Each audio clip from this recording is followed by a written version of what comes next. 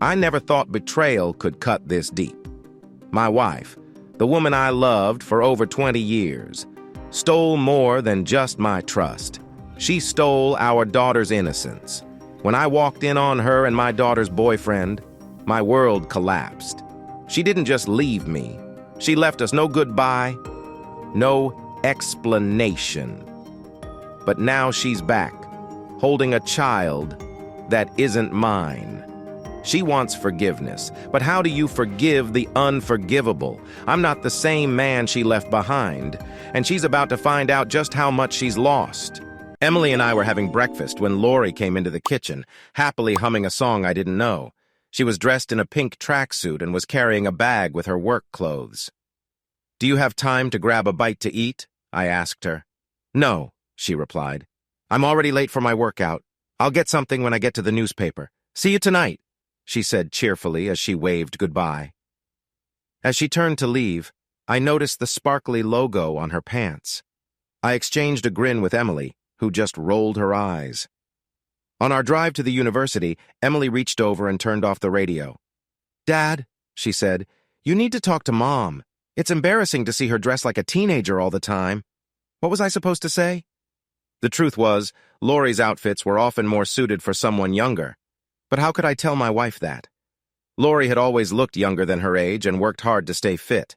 Honestly, that was part of why I was attracted to her, even if her style sometimes made me uneasy. But the real problem wasn't just her clothes. It was the relationship between Lori and Emily. When Emily was a baby, Lori was always there for her.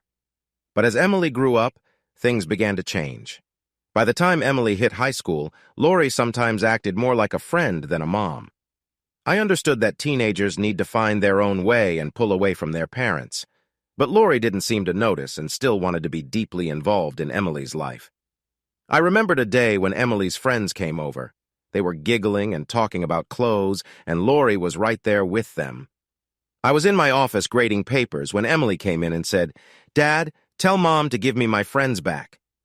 At times, it felt like the two of them were competing rather than connecting. I tried to explain to Lori that Emily needed some space, but it didn't seem to sink in. "We're more like sisters," Lori would say, "and sisters sometimes argue." That viewpoint drove me crazy. I felt like Lori was trying to ignore her age by competing with Emily. But I didn't want to disrespect Lori in front of our daughter, so I tried to address the smaller issue of what Lori wore. "Sweetheart, your mom has worked hard to stay fit, and it's natural for her to feel proud," I explained. "You have to admit, there aren't many women who can wear what she does," I added gently. "I know, Daddy," Emily replied, "but it's awkward to see her in the same outfits as my friends." "I get it, sweetie. I'll talk to her," I promised, knowing it probably wouldn't change much. Lori had always been strong-willed, and that was one reason I fell for her. We met in college when I was a teaching assistant finishing my PhD in history, and she was an undergraduate in my class.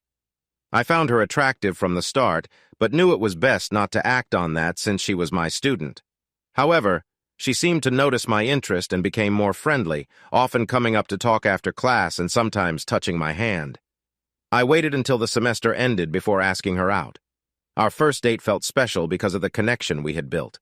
When I turned to lock the door, her excitement was clear as she came closer. As time passed, our bond got deeper.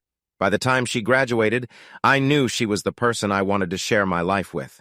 So, when she took me to Savannah to meet her parents, I planned to ask her father for permission to marry her.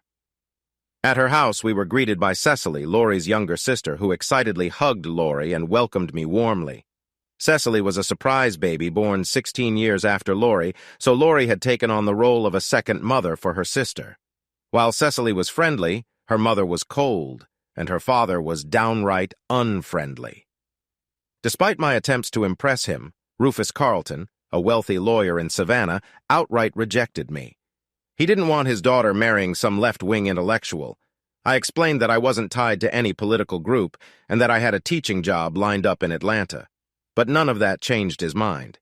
He had his plans for Lori involving a suitable husband from the local elite. I felt defeated by his harsh rejection, but Lori was furious. That was when I truly saw her strong will.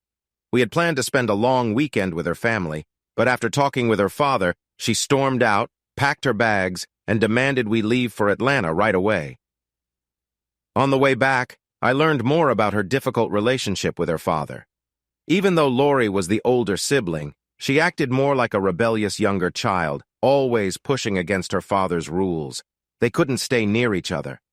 "I won't let my dad control my life," she said strongly. When we finally got back to my place, she turned to me and asked, "Do you still want to marry me?" When I eagerly said yes, she replied, "Great, let's go." She took me to the Fulton County Court Clerk's office. We got a marriage license and were married right away because there was no waiting time in Georgia. Lori's choice meant that when her dad found out, he stopped talking to her completely. There were no calls on birthdays or Christmas. Even when a grandchild was born, nothing changed. The silence spread to her whole family. Lori got a letter from her younger sister early on, but it was just asking her to ask for their dad's forgiveness, which she said no to. Over the years, I tried many times to reach out.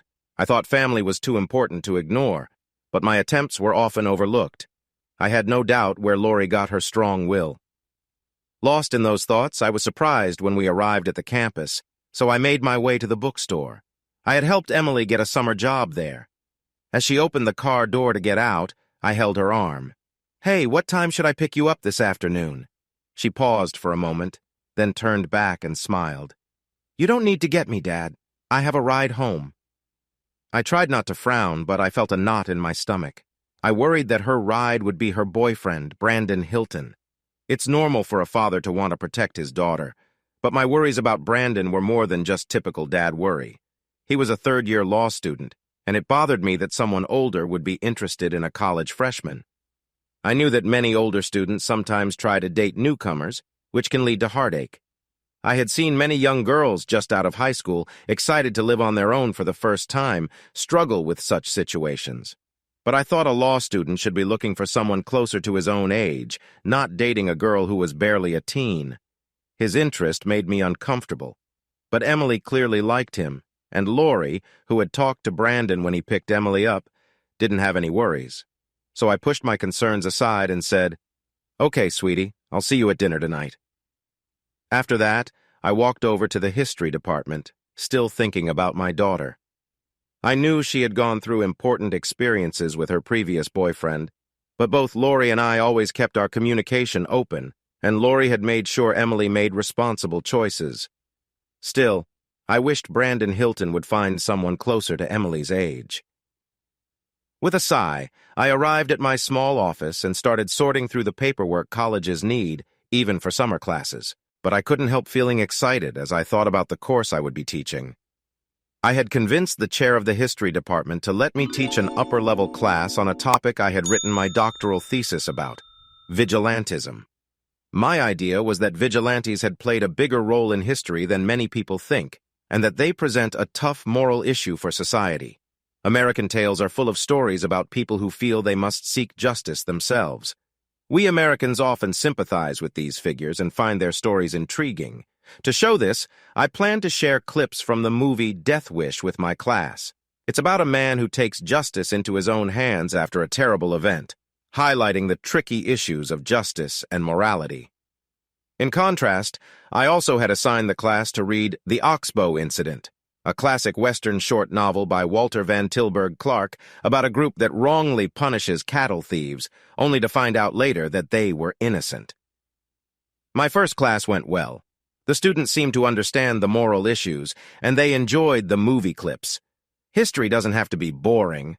I felt good when I got home that afternoon and kept that feeling until I heard the front door slam and Emily rushing to her room in tears.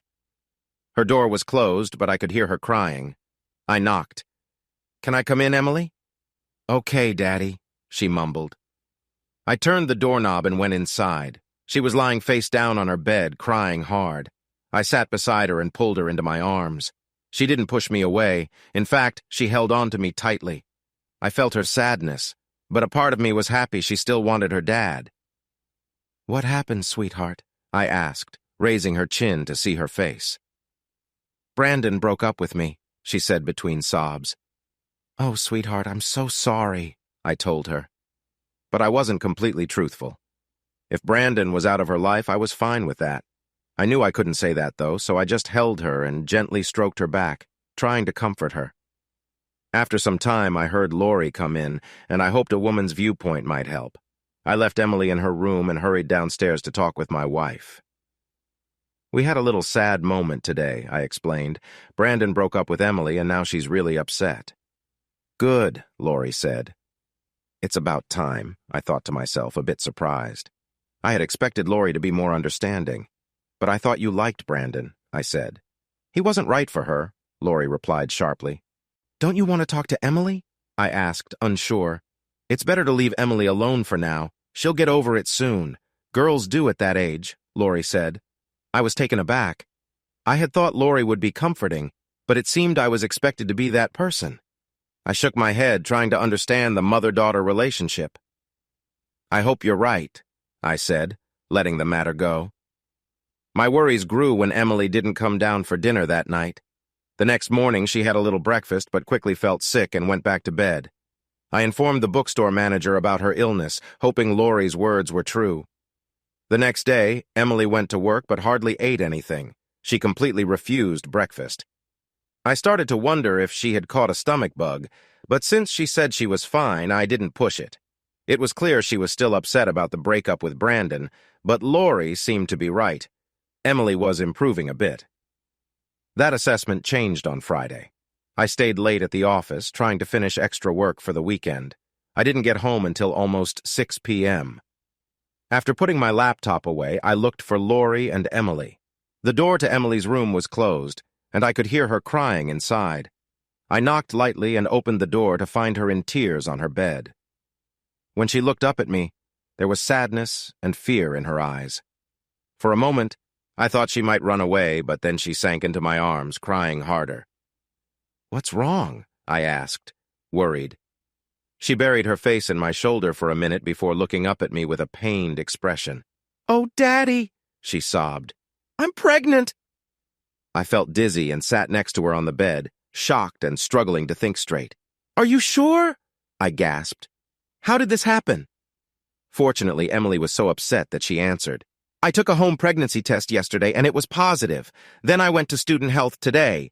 The doctor said I'm about 6 weeks along." "But you've been on birth control," I protested. "You can't be pregnant." "I know," she cried. "I told the doctor that. But she said the pill isn't always effective and I'm just one of those unlucky people." I held her close, wishing this was just a bad dream. We sat like that for a long time, holding each other in silence. Finally, I relaxed my grip to look at her again. "What does your mom think about this?" I asked. "She doesn't know yet, Daddy. Mom hasn't come home." I felt frustration toward Lori. Why was she out at a time like this when I needed her advice? But I pushed my irritation aside, knowing my daughter needed me now. I glanced at the clock and saw it was past 7 o'clock. "It's getting late. Let's go downstairs and find something to eat," I told Emily. We walked to the kitchen and found some leftovers to heat up. After we ate a bit, I asked her, "Have you talked to Brandon about this?" Her face fell again. "I tried to call him today, but his number isn't working. His landlord said he left town and didn't leave a new address." That sounds about right, I thought. But I didn't say anything, not wanting to make Emily feel worse. Instead, I asked the question weighing on my mind. "Have you thought about what you want to do next?" I asked the question in a way that was meant to be vague, but Emily understood. "Oh, Daddy, I don't know what to do. I'm not ready to be a mom, and having a baby would change everything for my college plans. But I can't imagine ending it." Tears rolled down her cheeks. In a low but firm voice, she said, "Daddy, I want to have the baby." I moved around the table and hugged her tightly. "If that's your choice, honey, your mom and I will support you any way we can. We'll get through this together." She looked up at me and simply said, "I love you, Daddy." That was enough for me. I sat back in my chair and we finished dinner. Another look at the clock showed it was after 8 o'clock. Where was Lori? I tried calling her phone, but it went straight to voicemail. I called her work at the newspaper, but there was no answer. Finally, I decided to call Jackie, her best friend. When I reached her, Jackie told me she hadn't talked to Lori in days and didn't know her plans for the night. After hanging up, Emily looked at me, concerned. "Is everything okay with Mom?" she asked. "I'm sure she's just at a meeting," I tried to reassure her. Honestly, I couldn't remember anything on Lori's schedule that would keep her out so late, and I began to worry.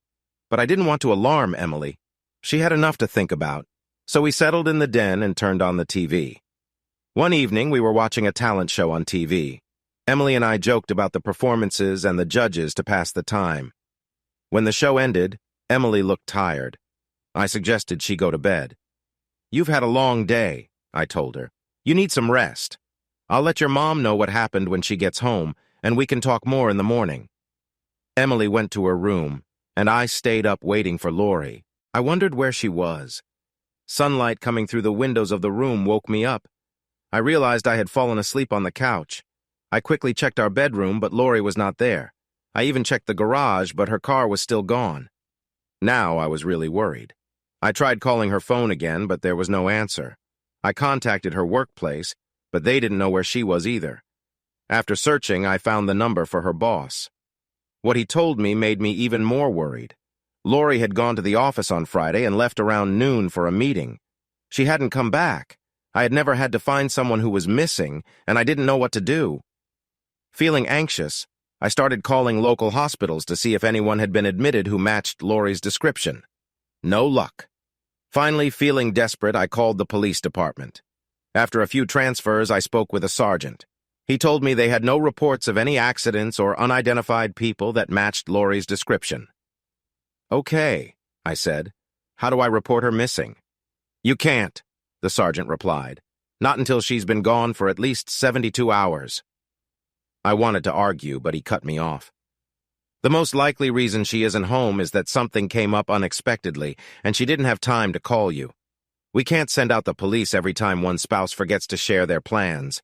Since her car is also missing, it increases the chances that this is the case. But if your wife doesn't come back, I've noted your call. The clock is ticking on those 72 hours.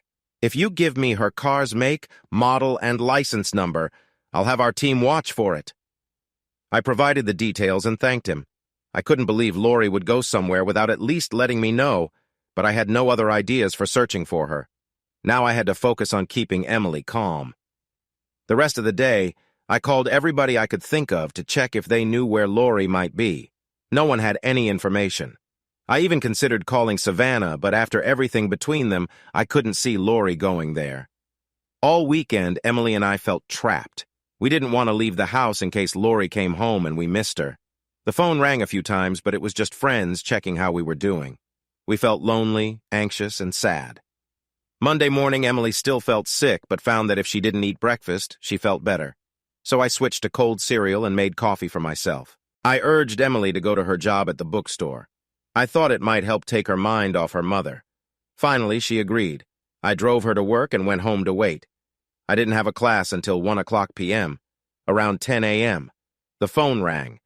To my surprise, it was the same police sergeant I spoke with on Saturday. "Mr. Manning, have you heard from your wife?" he asked. I told him I had not. "Okay, it's been 72 hours, so we're going to start your missing person report. Can you come to the station to fill out some forms?" "Sure," I replied. "I'll be there soon." When I arrived at the police station, a detective from Missing Persons took me to his desk. I thought I had given all the needed information, but the detective wanted even more details. After nearly an hour of questions, I thought we were done. Then the detective looked up at me and said, "By the way, we think we found your wife's car." "What?" I said, surprised. "Where is it?" "It's on the top floor of a parking garage near your school," he explained. He paused before continuing. "Are you sure you didn't see your wife on Friday?" "No," I replied without a second thought. "Not since we had breakfast that morning." "Okay, Mr. Manning, that's all for now." I felt a bit defensive. "Can I get the keys to my wife's car?" The detective shook his head. "No, forensics needs to check it for evidence like fingerprints." That worried me. Could something really bad have happened to Lori? The next few days were hard. I was filled with thoughts of Lori being in danger. I remembered how annoyed I was when she didn't come home that night, and I felt guilty about my earlier thoughts. At the same time, I tried my best to support Emily. Her anxiety was already high because of her pregnancy, and now her worry about her mother made things worse. Lori's disappearance had shaken us both deeply. Then it got even more serious. I received a call from the missing persons detective asking me to return to the station. When I got there, I was taken to a small room where another detective was waiting for me. The first detective introduced her as someone from homicide. When I heard that, I felt like I might pass out. I sank into a wooden chair and managed to say, "Have you found Lori?" "No," the female detective replied, "but we've learned some important things. We checked with the airlines and the bus companies. None of them has any record of a woman who looks like your wife traveling on Friday or Saturday. We looked at your bank and there have been no withdrawals from your joint accounts. We checked with the credit card company too, and there have been no charges on her card. So we don't have answers yet, Mr. Manning, but we have some questions for you." I was surprised. "Me? Why?" "I thought I told you everything I knew about Lori's disappearance." She stared at me without a hint of warmth. "The last place your wife was seen was driving away from the newspaper, and we found her car later in the university parking lot. We have checked her car, Mr. Manning. Your fingerprints are the only others we found besides hers. Can you explain that?" I was shocked. "What do I need to explain? I've been in her car and driven it many times. Of course my fingerprints are there." "How was your relationship with your wife, Mr. Manning?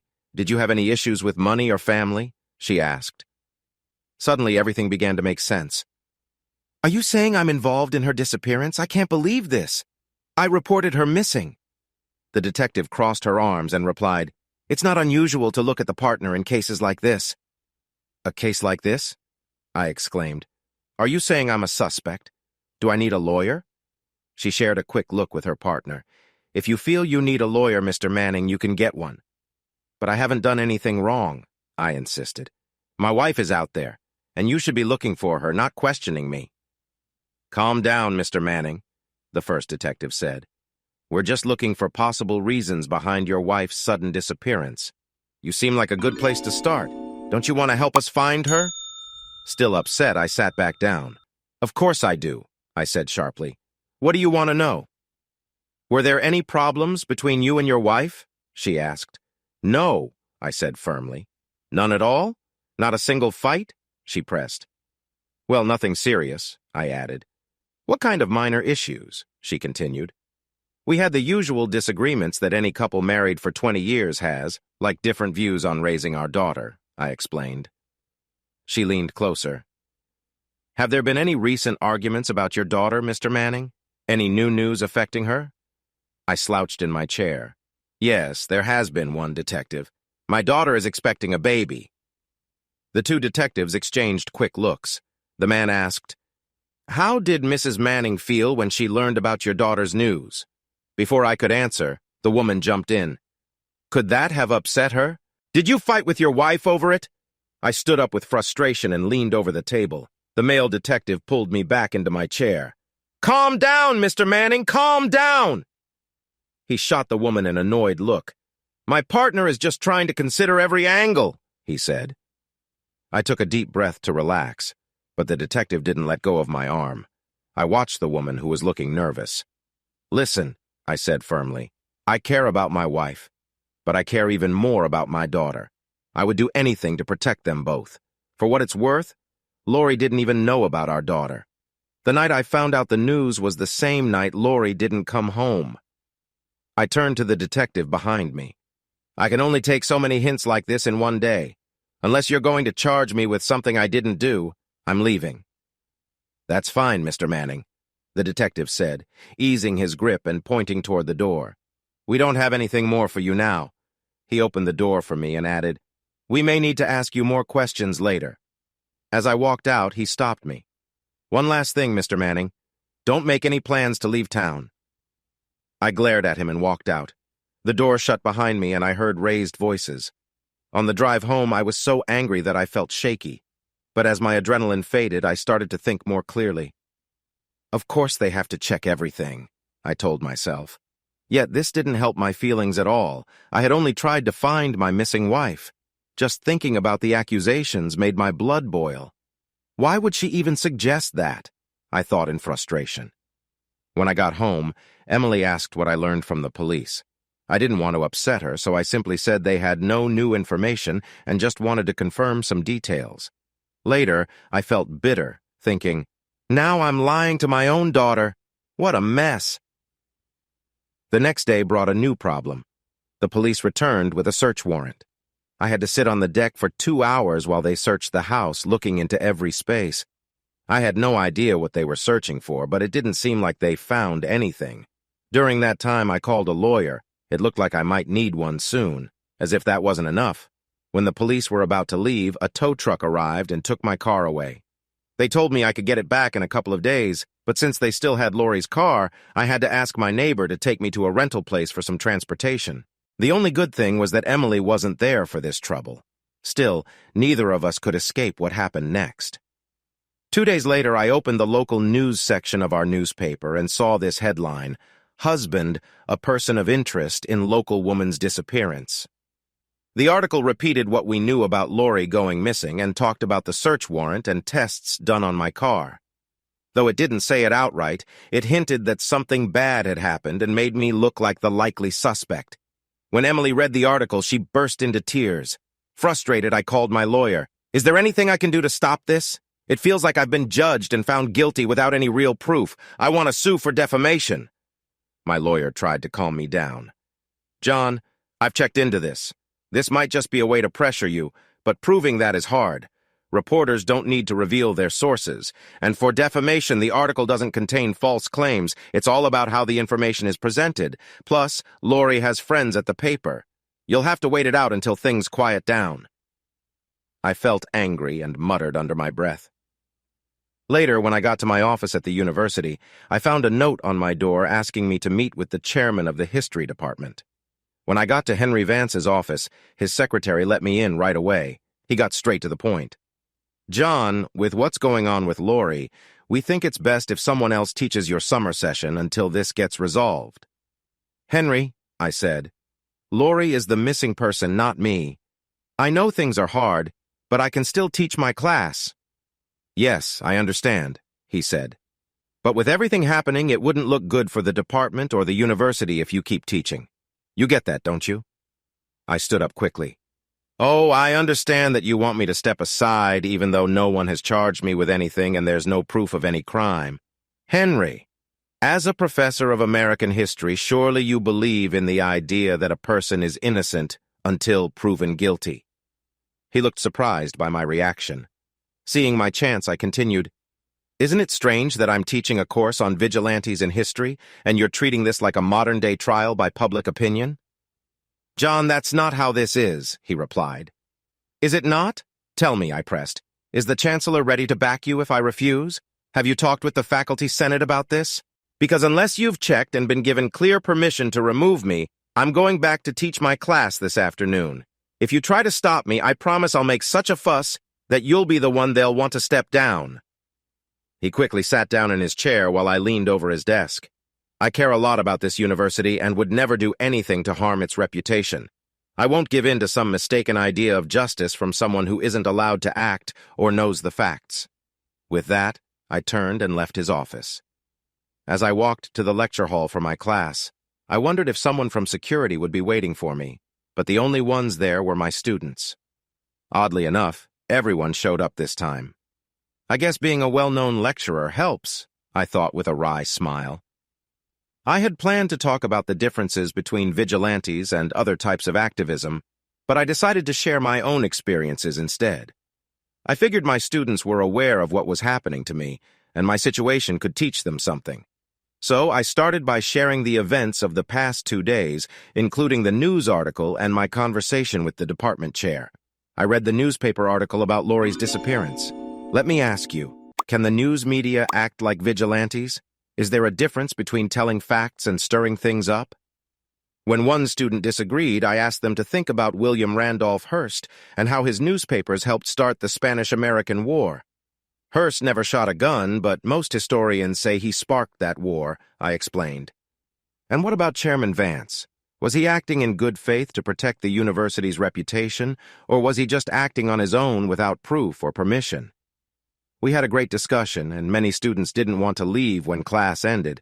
I didn't like what was happening to me, but at least I could make my course more relevant for my students.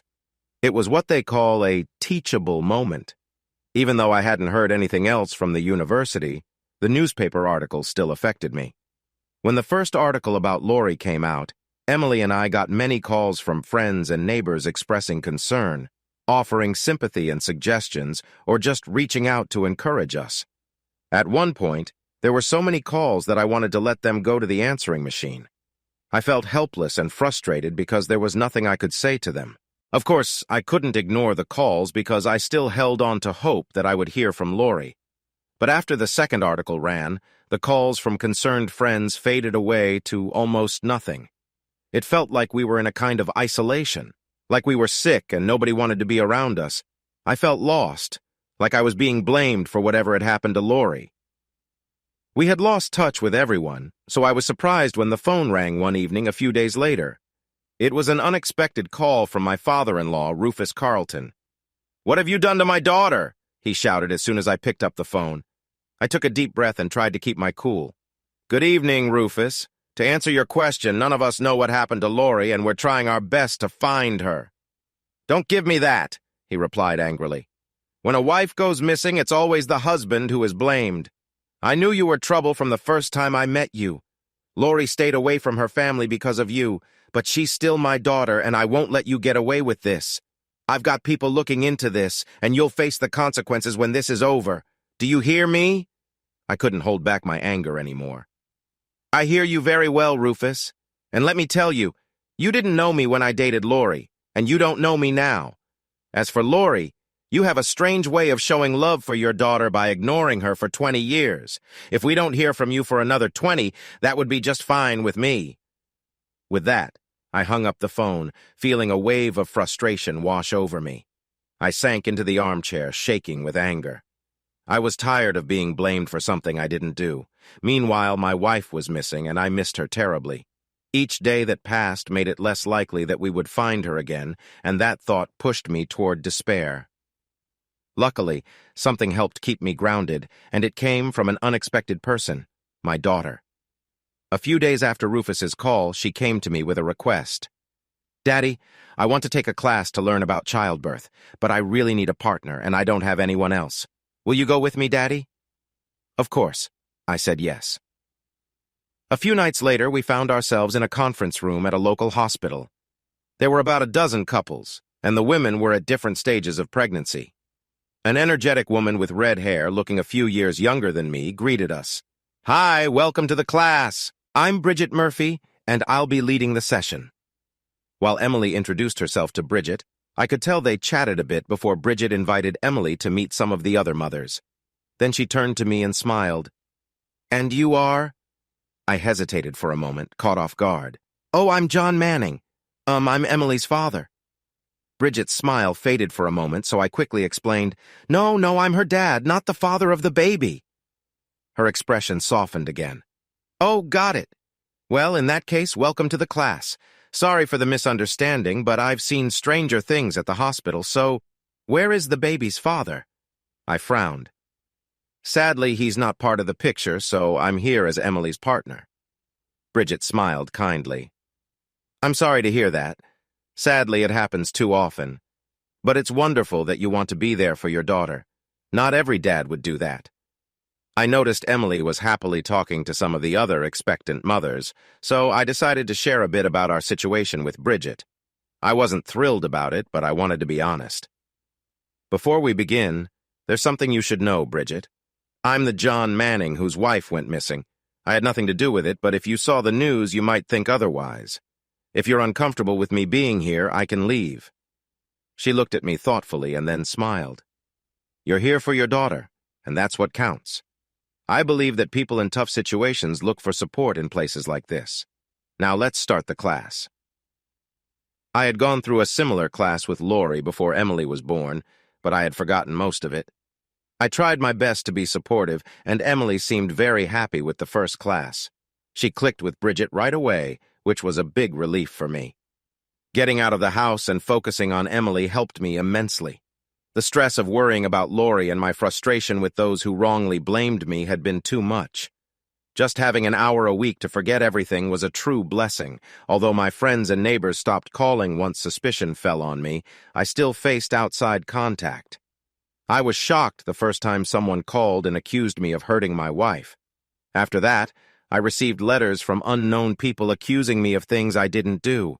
Some claimed they knew what happened and where Lori was. To top it all off, I even got an offer for money from a tabloid if I would confess to their reporter. Because of all this, I nearly threw away a handwritten letter with no return address that I found in the mailbox one afternoon. But I did open it, and when I read it, I was surprised. John, I just saw the news story about you in the paper. I'm so sorry. I never thought anyone would think something happened to me or that you could be involved. Please let the police know that I am alive and well and living with the man I love. Go ahead and file for divorce if you haven't already. I won't be coming back. Please don't try to find me. This was something I had to do. Tell Emily I still love her, no matter what I've done. Lori. Just then, Emily walked into the room. When she saw my face, she cried, "Daddy, what's wrong?" I held out the letter to her. "It's from your mom." She gasped and took the letter from me with shaky hands. After reading it, she began to cry and fell into my arms. "How could she do this, Daddy? How could she leave us? She didn't even say goodbye." Holding Emily tightly in my arms reminded me of a time when she was very young and had wandered out of our backyard. We panicked when we couldn't find her and were moments away from calling for help when a neighbor brought her back. I felt so relieved that she was safe, but I was also upset at her for making us worry. I felt the same way now, relief that our long waiting was over and frustration at Lori's choice to leave. It was Emily who came back to her senses first. "Daddy, we need to take this letter to the police right away." She was right. I went to get my wallet and keys. When I returned, she was stepping out of her room. "I'm going with you," she said firmly, and I agreed. We were in this together. As we drove to the police station, Emily nervously held the letter. She glanced at me with worry. "Are you going to divorce Mom, Daddy?" I didn't want to upset Emily more, so I simply said, "Well, I need to talk to the lawyer and see what he says." But she cut in. "I really think you should, Daddy. I really do." It hurt me to see Emily getting pulled apart from her mom. But Lori chose this path. She had left Emily as surely as she had left me for someone else. Emily was old enough to understand this truth and face the hurt. She reached for my hand and we held on tight all the way to the police station. I hadn't called ahead, but we were lucky. The detective we had worked with before from Missing Persons was there. When he took us to his desk, I asked, "Where's your partner from homicide?" He hesitated but went to get her. Ever since our last talk at the station, she hadn't been around when I spoke with the police. When she arrived, I took the letter from Emily and placed it on the desk in front of them. "This came in today," I said coldly. The male detective opened the envelope and quickly read the letter. He looked up at me and handed it to the woman. After she read it, she said, "You could have written this yourself." I felt anger building but stayed calm. "Sure, I could have, and I could have flown to New York City to mail it. Did you see the postmark?" She started to speak, but Emily interrupted. "Before you accuse my dad of lying, I brought an old letter my mom wrote me when I went to camp. You can see it's her handwriting." The first detective held Emily's old letter next to the new one. His partner leaned in to compare them. They looked at each other, and then the first detective turned to me. "We'll need to send this to the lab for confirmation, but it looks like this missing persons case is done." He held out his hand. "I'm sorry for all the suspicion," he said. "We had to check." I reluctantly shook his hand, but when the female detective offered hers, I turned away and Emily and I left. I guess I was naive. I expected some kind of official notice that the case was closed, but there was nothing. I wasn't a suspect anymore since no crime happened, but my good name was damaged. I had to ask my lawyer to contact the newspaper before they would run a story about it. When they finally did, all I got was a few lines buried at the bottom of the page with the headline, "Missing Wife Case is Runaway Spouse." I was almost front-page news when everyone thought I hurt her, I complained to my lawyer. "Now that I'm cleared, I only get a small note. How is that fair?" He shook his head. "Sadly, that's how it is, John. Mysterious disappearances get attention. The boring truth doesn't sell papers. I'm sorry, but this is all you will get." I gritted my teeth, but knew there was nothing I could do. Out of frustration, I made copies of the brief story and sent them to everyone I cared about. I left a copy on Henry Nance's desk, and at least he looked embarrassed and muttered congratulations. I even kept a copy of the story in my wallet to show people when I had to.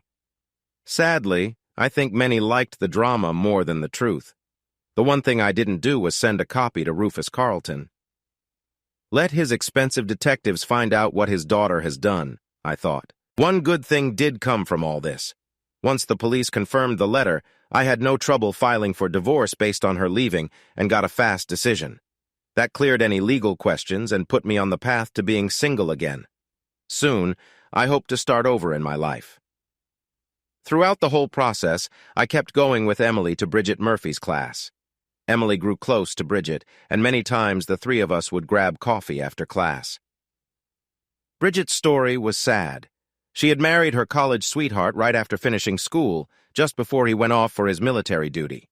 She got pregnant while he was home, but he sadly passed away before he could hear the good news. To make the situation even more sad, Bridget had a miscarriage soon after and lost her chance to become a mother. Many people would have felt crushed by such awful times, but instead of giving in to sadness, Bridget found the strength to help others. She went back to nursing school and focused on obstetrics to support other women. The Lamaze classes she taught showed how much she cared. I was amazed by her strength and impressed by how well she connected with the young mothers. One day I told her, "As a teacher, I have to say I'm really impressed with how you teach these women skills that aren't easy to learn. You have a real talent." She smiled shyly and said it was just because her class was so eager to learn, but I knew it took more than eagerness to be a good teacher. One evening, Emily and I were driving home from class when she asked me a surprising question. "Did you see what Bridget was wearing tonight?" she asked.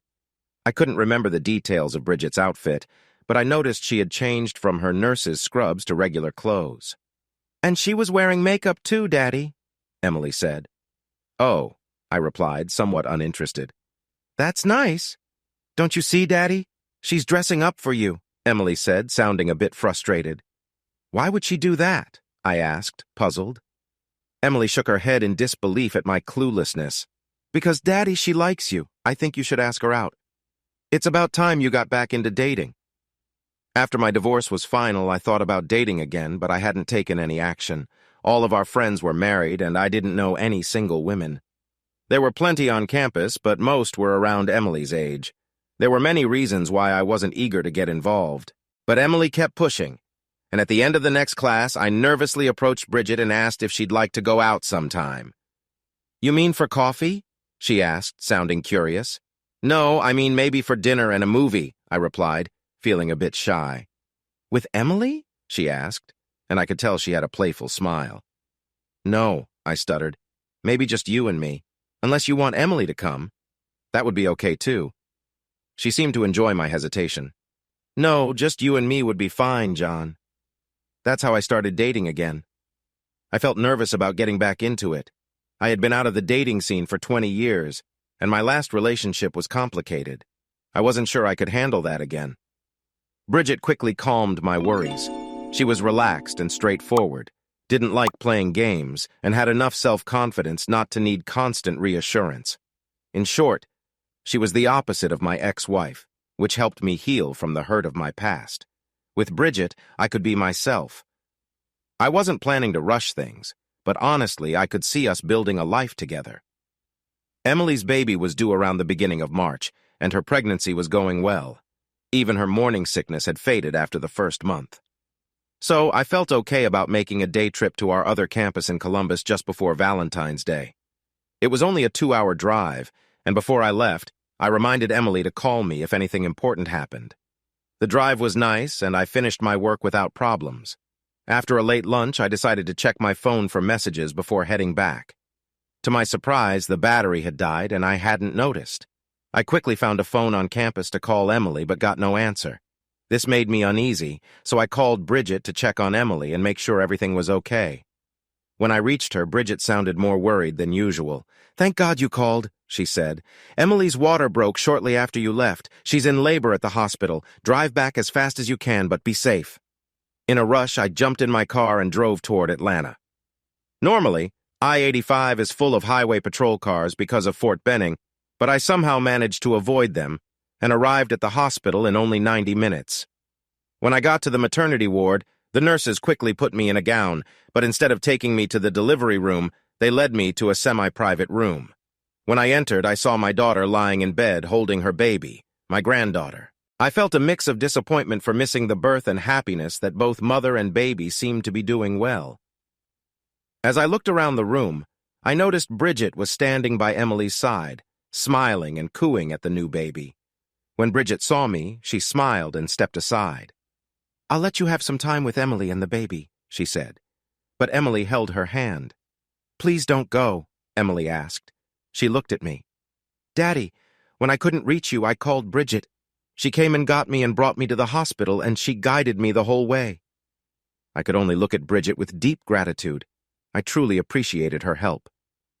Emily, noticing my look at Bridget, smiled. "I've decided on a name for my baby, Bridget Valentine Manning." She turned to Bridget. "If that's okay with you, of course."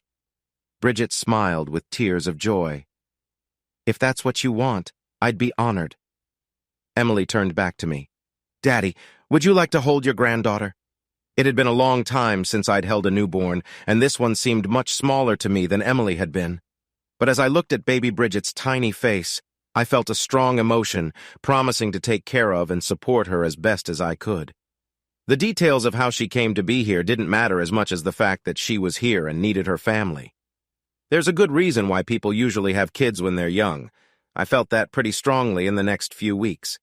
Emily was all in when it came to taking care of her baby, but she still needed a lot of help. Newborns need a lot of attention, and there were many nights when I barely slept before going to my classes. Emily was really strong and didn't complain, but it was clear she was tired too. Besides playing with baby Bridget and changing her diapers, Emily was also nursing, which took a lot of energy. Even with our busy days, we managed, and as Bridget grew, we slowly figured out a new routine. Bridget turned out to be a blessing. She helped Emily join a parenting class to connect with other new parents. By the second month, Emily was bringing her baby to class and was happy to get out of the house for a bit. One day, while Emily was at one of those classes, I heard the doorbell ring. It wasn't strange. Bringing a baby to the door was tricky for Emily, so I smiled as I opened the door, but I was shocked to see who was standing there. It was Lori. Since I got Lori's letter and found out what she had done, I had thought a lot about what I would say if I ever saw her again. I wanted to share my feelings and ask her all the questions that were on my mind. But when I actually saw her, I was caught off guard. I never thought I would see her again, and now that she was here, I couldn't find the words. "Hello, John," she said carefully. "Can I come in?" I stepped back automatically, and she walked in, sitting on the sofa as if nothing had changed between us. I couldn't help but look at her.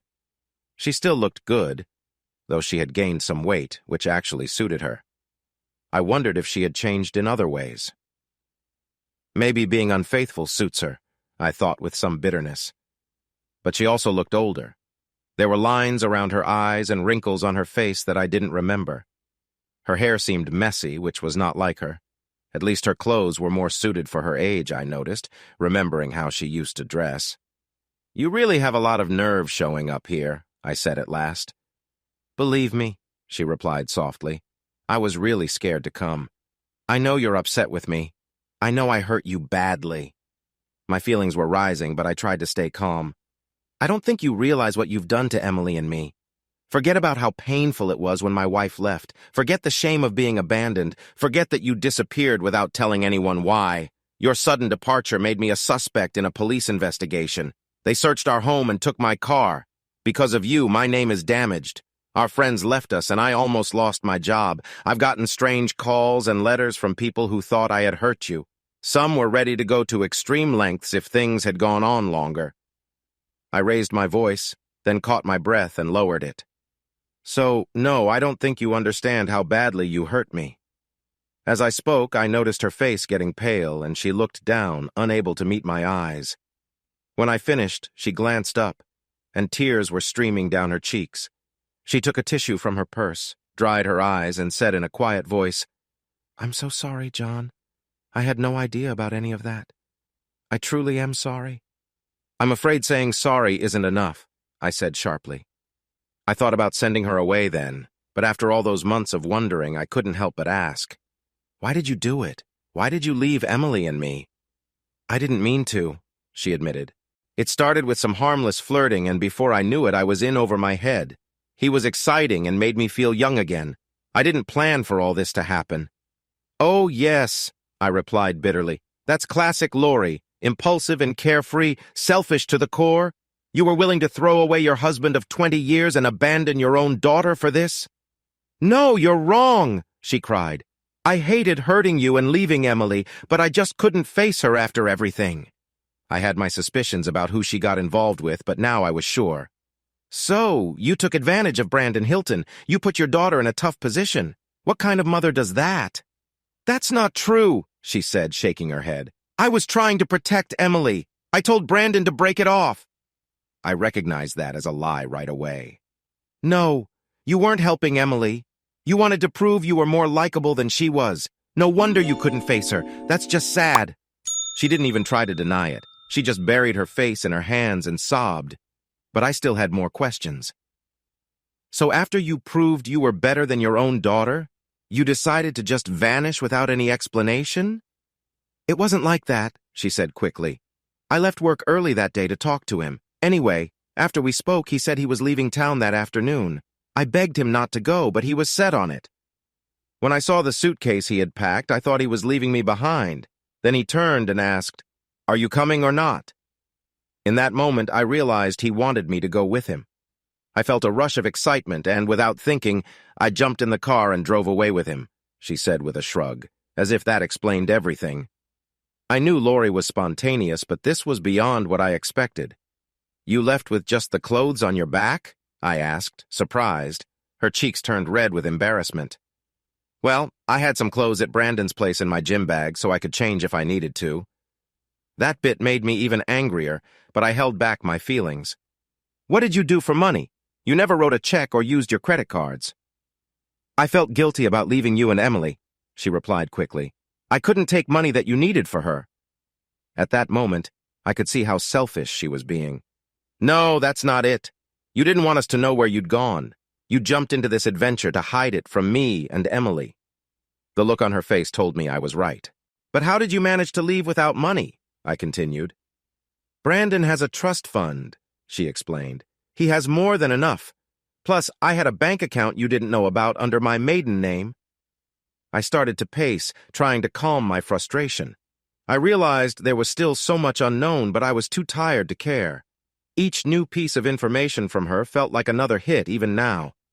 I had seen her impulsiveness and stubbornness, but who would have thought it would lead to this? As I walked past the window, I noticed a car I didn't recognize parked outside. "Is that him waiting for you?" I asked bitterly. She looked up, her expression uncertain. "No, that's Jackie. She brought me here." "Oh? Where's he?" "He left me," she cried. "One day he told me he had a new chance and I wasn't part of it. Then he was gone, and I was alone in New York. I tried to get by myself, but it was just too hard." "So he left you just like you left me," I said sharply. "I guess what they say is true. What goes around comes around." "Seems so," she replied quietly. Then she walked to the window and waved for Jackie to come in. Turning back to me, her tone became serious. "I know I was stubborn and impulsive. I regret leaving you and especially leaving Emily. But you need to understand that I felt I had no choice." "Of course," I said with sarcasm. "What mother wants to tell her daughter she chose to leave her family?" "That was only part of it," she said softly. Before I could say anything, Jackie walked in with a baby in her arms, and I was momentarily taken aback. But when Lori took the baby from her, I gasped, "Oh my God!" Lori looked at me sadly. "Now you see why I couldn't face either of you." She must have known what I wanted to ask because she continued, "I left without my birth control pills, and getting a new prescription was hard. Brandon didn't want to use protection, and I thought it was okay, but—" Her voice faded away. "So did he leave you before or after you had the baby?" I asked sharply. Before she could respond, I heard Emily coming home from her class. As she walked in, she called out, "Hey, Dad, whose car is out front?" Then she entered the living room carrying baby Bridget and stopped, shocked to see her mother. I knew I should have handled it better, but I was so angry and stunned that I turned to Emily and blurted out, "Look who your mother brought, your new half-sister." Then I noticed Lori staring at the baby and added, "Lori, meet baby Bridget, your new granddaughter." It took a moment for both of them to process what I had said, and then they both began to cry. The babies started to cry too, and even Jackie looked upset. I felt completely drained. I didn't have the energy to deal with the emotions swirling between Emily and her mother. I felt Lori deserved it. Finally, I just walked out and sank onto the sofa. I could hear raised voices from the other room, mixed with cries. They must have realized that both babies shared the same father. There was more crying from both mothers and the babies. After a while, the noise faded, and I began to wonder what was happening. Hesitated, I peeked into the room and saw Jackie holding Lori's baby while Lori held baby Bridget, with Emily watching.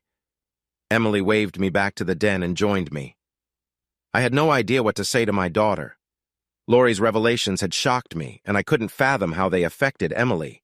Her mother had taken her boyfriend and had a child with him. How could I comfort her? Before I could speak, Emily surprised me. "Dad, can Mom and her baby stay with us for a while?" "You must be kidding!" I exclaimed in disbelief. "After everything she's done to us?" "I know, Dad, and I don't know if I can ever forgive her, but she's in a tough spot and has nowhere else to go. Her baby needs a home until she can get back on her feet. Please, Dad. After all, her baby is Bridget's half-sister and also mine." I felt a chill at that thought. "Why can't she just stay with Jackie?" I argued. Emily looked at me in frustration.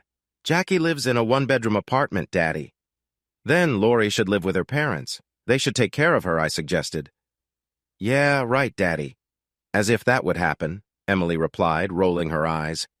We had tried to keep Emily away from the trouble in our relationship with the Carltons, but she was aware of the issues from a young age. We both knew that wasn't a real solution. That day, I learned two important lessons.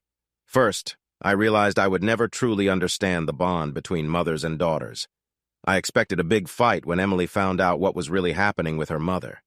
For Emily to offer Lori help, even just for a little while, was beyond what I could imagine. The second lesson was that it's hard for a father to say no to his daughter when she truly wants something. I had plans to meet with Bridget the next evening. This time, I wasn't looking forward to it. My worry must have shown because when she opened the door and saw me, Bridget quickly asked, "What's going on, John? What's wrong?" I knew I should just tell her, so I led her to the couch and sat down next to her.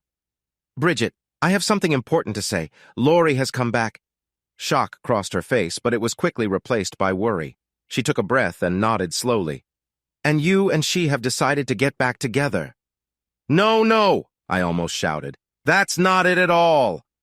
I explained everything that had happened, and how Emily insisted we help her mother and the baby, even just for a little while. Bridget seemed to relax a bit, but concern was still in her eyes. "Don't scare me like that again, John. I've already lost one person I cared about. I don't think I could handle losing another." Did she just say she cared for me? I had been feeling closer to Bridget each time we saw each other, but I wasn't sure how she felt. Now with those words, my worries seemed to fade away. I held her in my arms and gazed into her eyes. "I lost a spouse too, but now I have someone better in my life. I promise, if you want me, you won't lose me." She didn't respond, but I sensed something building within her too. Suddenly we were holding each other tightly, losing ourselves in the moment as the world around us faded. I felt her pull me up and I realized she was guiding me further into her space. Understanding what she wanted, I smiled and followed her. There was no rush, just the feeling that this was right. As we came together, we held each other close, wanting to be as near as possible. Suddenly, Bridget turned me so I was on top of her. She looked up at me and softly asked me to be gentle. I understood what she needed, and we moved together slowly, enjoying the moment while holding on tightly. As our bond deepened, I could feel her emotions shifting. She began to breathe more heavily and expressed her joy softly. In that moment, I realized we were both sharing something important, a kind of healing. After a while, we lay there trying to catch our breath. She held my face in her hands. "Thank you, John. Thank you. That was my first time since David died. I thought I would never find love again." I smiled and kissed her gently, feeling like my long struggle was finally ending. Our lives began to settle into a new, different routine. Bridget and I started to spend every moment we could together, but we decided to keep living apart for now. First, we didn't want to rush things. Also, I still had two mothers buzzing around my house taking care of two babies, plus a busy nanny Bridget hired who came every weekday to help. She was a lifesaver, allowing Emily to keep going to school and Lori to look for a job to support herself and her baby. I tried to help out, but honestly, I felt a bit out of place. This had an unfortunate effect. With too much free time, I started to think about everything that had happened in my life. It may seem strange, but the happier I became with Bridget, the more upset I felt about Lori. Emily managed to find a way to get along with her mother through their shared experience of caring for their babies. But I had nothing to soften the sting of my ex-wife's betrayal and my anger about how she left me, casting doubt on me in the process. Over time, I noticed my resentment shifting to the one person who had avoided the fallout, Brandon Hilton. It was him who damaged my family and stained my reputation, perhaps forever. What made it even more frustrating was how society often ignored such betrayals. It seemed like there were no consequences for those who caused others pain. Shouldn't there be some responsibility for the hurt they leave behind? I read the Oxbow incident again. This time, I found myself feeling sorry for the group who acted against the rustlers. They had wrongly taken the lives of innocent men, but they did so because they felt let down by the justice system. The crimes these vigilantes tried to confront were serious. Stealing from a rancher could mean taking away the way he could provide for his family during tough winters. Stealing a horse could lead to serious trouble in a lonely place. It made sense that the characters felt they had to take control of their situation.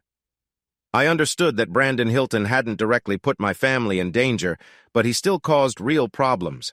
He had damaged my name and put my family in a tough position. As time went on, I found myself spending more of my free time looking for where he might be. My nights were filled with thoughts about how I could fix the wrongs he caused. Most college teachers, especially in the arts, don't make a lot of money. Losing Lori's income had made our financial situation even tighter. I couldn't afford to hire a private investigator, so I turned to the internet instead. Brandon had a Facebook account that hadn't been updated in over a year. I knew he wouldn't accept my friend request, so I moved on. A Google search showed his name on the law school's student list, but it didn't provide much else. This led me to the admissions office, where a kind assistant let me look at his file. I found out he was also from Savannah. That news surprised me. Was it possible that Lori had known him from there? But I quickly pushed that thought away. She had been going to college when he was just a child. This realization made me frustrated with Lori for not acting her age. As I continued to search, I became somewhat familiar with the strange actions of a certain daughter of a hotel chain owner who had the same last name, but I still had no luck finding Brandon Hilton. He seemed to be hard to catch. My lack of success only made me more determined to find him. Part of me watched my efforts in disbelief. What did I plan to do if I actually found him? Confront him?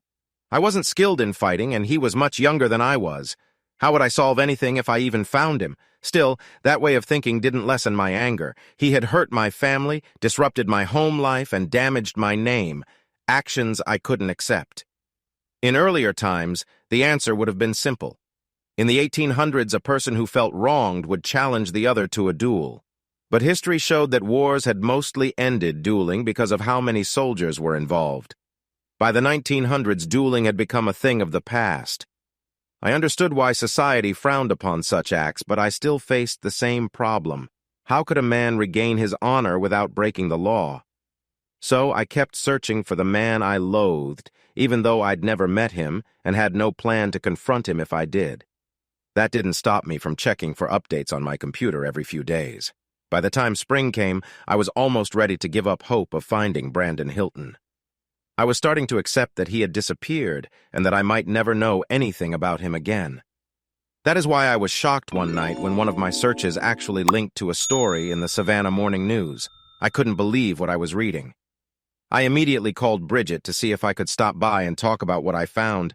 I didn't want to tell Emily because I didn't want to upset her, and I didn't want to share the news with Lori either. But I needed to tell someone. "I've found him," I said with excitement, handing the printout of the news to Bridget. You won't believe what he's done. She quickly read the article and then gave it back to me. I don't understand, John. I know you don't like Brandon, but why would his getting married matter to you? I couldn't grasp why Bridget wasn't shocked by the news, but then I realized she might not get how significant it was. Bridget. Laurie's last name was Carlton, I said, my voice rising.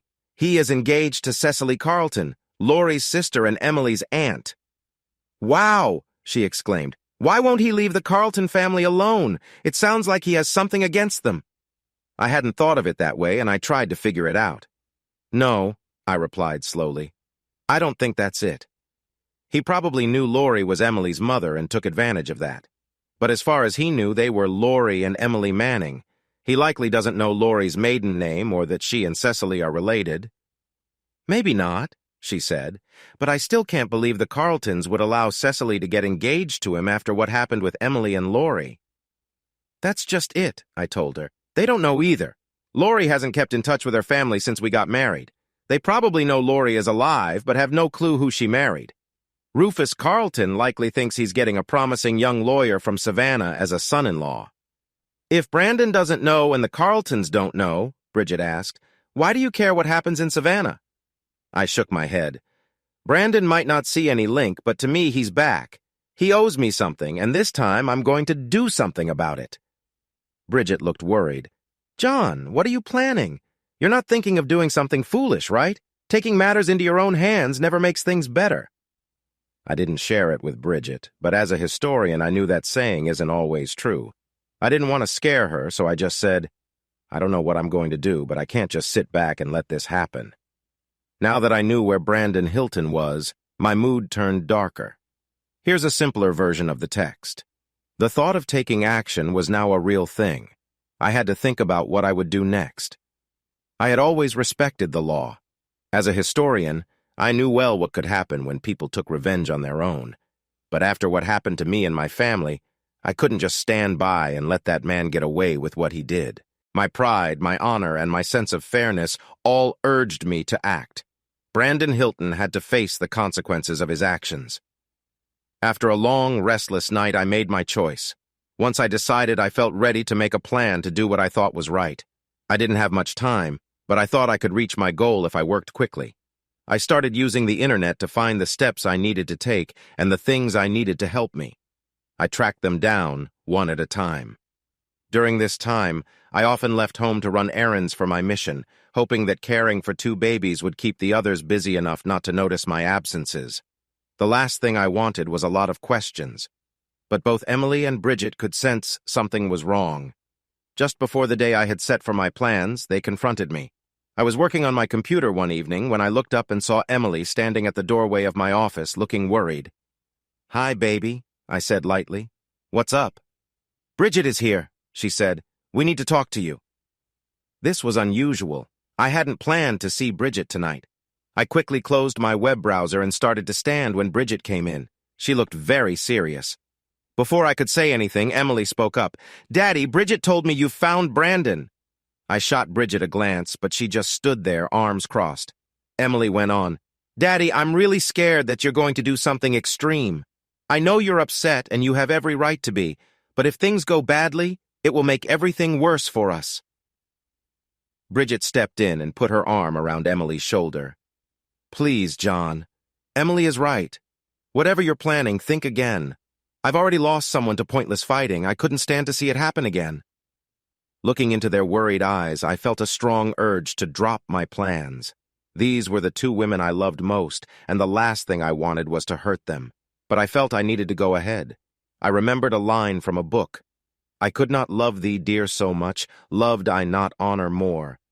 I came around my desk and hugged them both. Thank you for caring about me, it means a lot. But you 2 are worrying for nothing, I tried to calm them. I'm not going to do anything foolish. You know me better than that. Emily looked up at me with hopeful eyes. Promise, Daddy? I remembered a time when Emily was little. I extended my pinky to her. Pinky promise, baby, I said, and she took my finger and smiled. But I could see Bridget still looked worried, and I knew she wasn't completely convinced. Losing a husband in a conflict would do that to a person. I had to tread carefully. I thought I had reassured Emily, but my luck almost ran out when she took a delivery from the UPS man while I was at school. When I got home, she handed me the box, looking worried. "What is this, Daddy? The package is from the armory. It's heavy." I knew right away what it was. I had ordered it a while ago and worried about it arriving on time. "It's nothing, baby.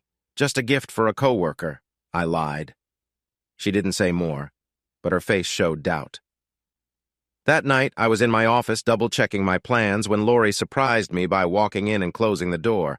I had made it clear that I wasn't happy about her and her baby being in our house, and until now she had stayed away. "What do you want?" I asked coldly. She looked at me for a moment, her face flushed as tears started to flow. "I know I've hurt you a lot and made you suffer and—" She paused to choke back a sob. "And I know I have no right to ask anything of you, but please don't put yourself in danger over me. I've caused you enough pain. I just couldn't stand it if I caused even more trouble for you or Emily or even Bridget." I sat there without feeling anything. "That's your problem, Lori. You always think it's about you. This isn't about you, it's about me. I'm doing what I feel is right. You chose to leave my life and you can't come back now or any time in the future. Understand?" Her face went pale, and she quickly walked away. After a moment, I opened a drawer in my desk and took out a copy of the wedding announcement from the Savannah Morning News. I folded it and put it in an envelope. Then I packed everything I needed. Tomorrow was the big day, and I wanted to start early. I woke up early the next morning. After showering and shaving, I took my bags and quietly went to the kitchen for a little breakfast before heading out. I had just finished my second cup of coffee when Emily walked in holding her baby. She quickly saw my suitcase and looked up at me with concern. "Where are you going, Daddy?" she asked uneasily. "I'll be back late tonight or early tomorrow," I told her. "Where are you going?"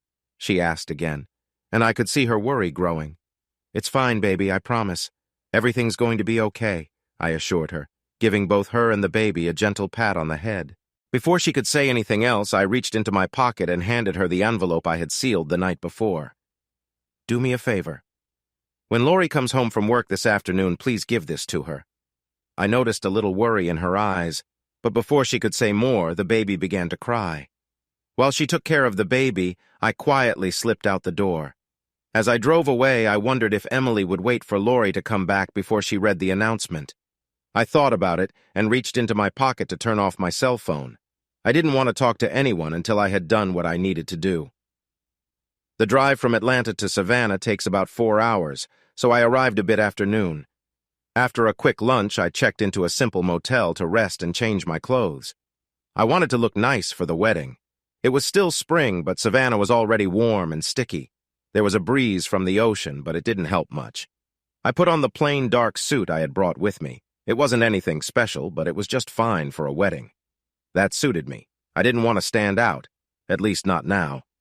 The car's air conditioner kept me cool during the drive, but as soon as I parked and walked toward the entrance of the cathedral, I started to sweat. I made sure my suit coat was buttoned. The wedding was meant for invited guests only, but no one really checks. I waited for a group of guests to arrive and followed them inside. I even chatted with a couple of them while we waited for the ushers to show everyone to their seats.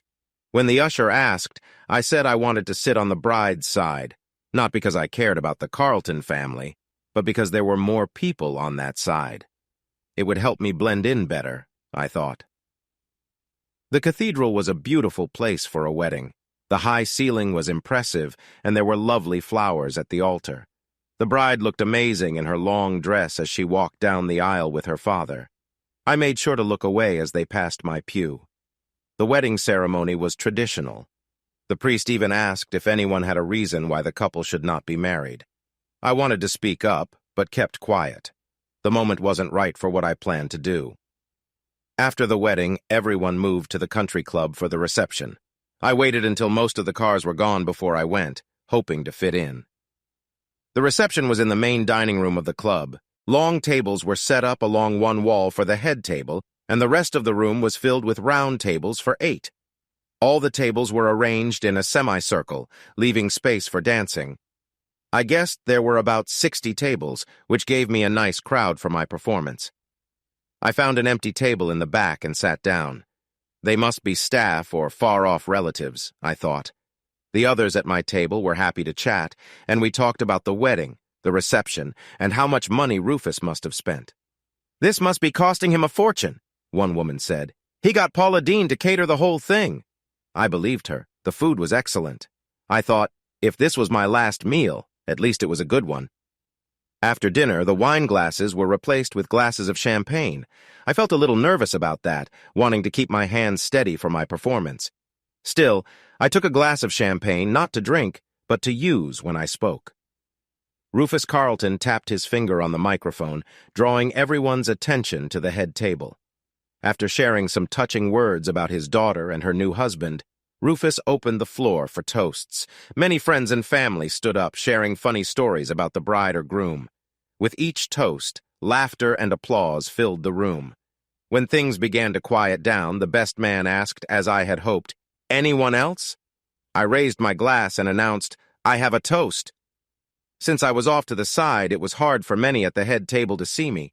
I wasn't sure who might recognize me, so I wanted to be careful. As I stepped to the front, I noticed that most people still didn't see me. That will change, I thought. I took the microphone and cleared my throat. It was time to begin.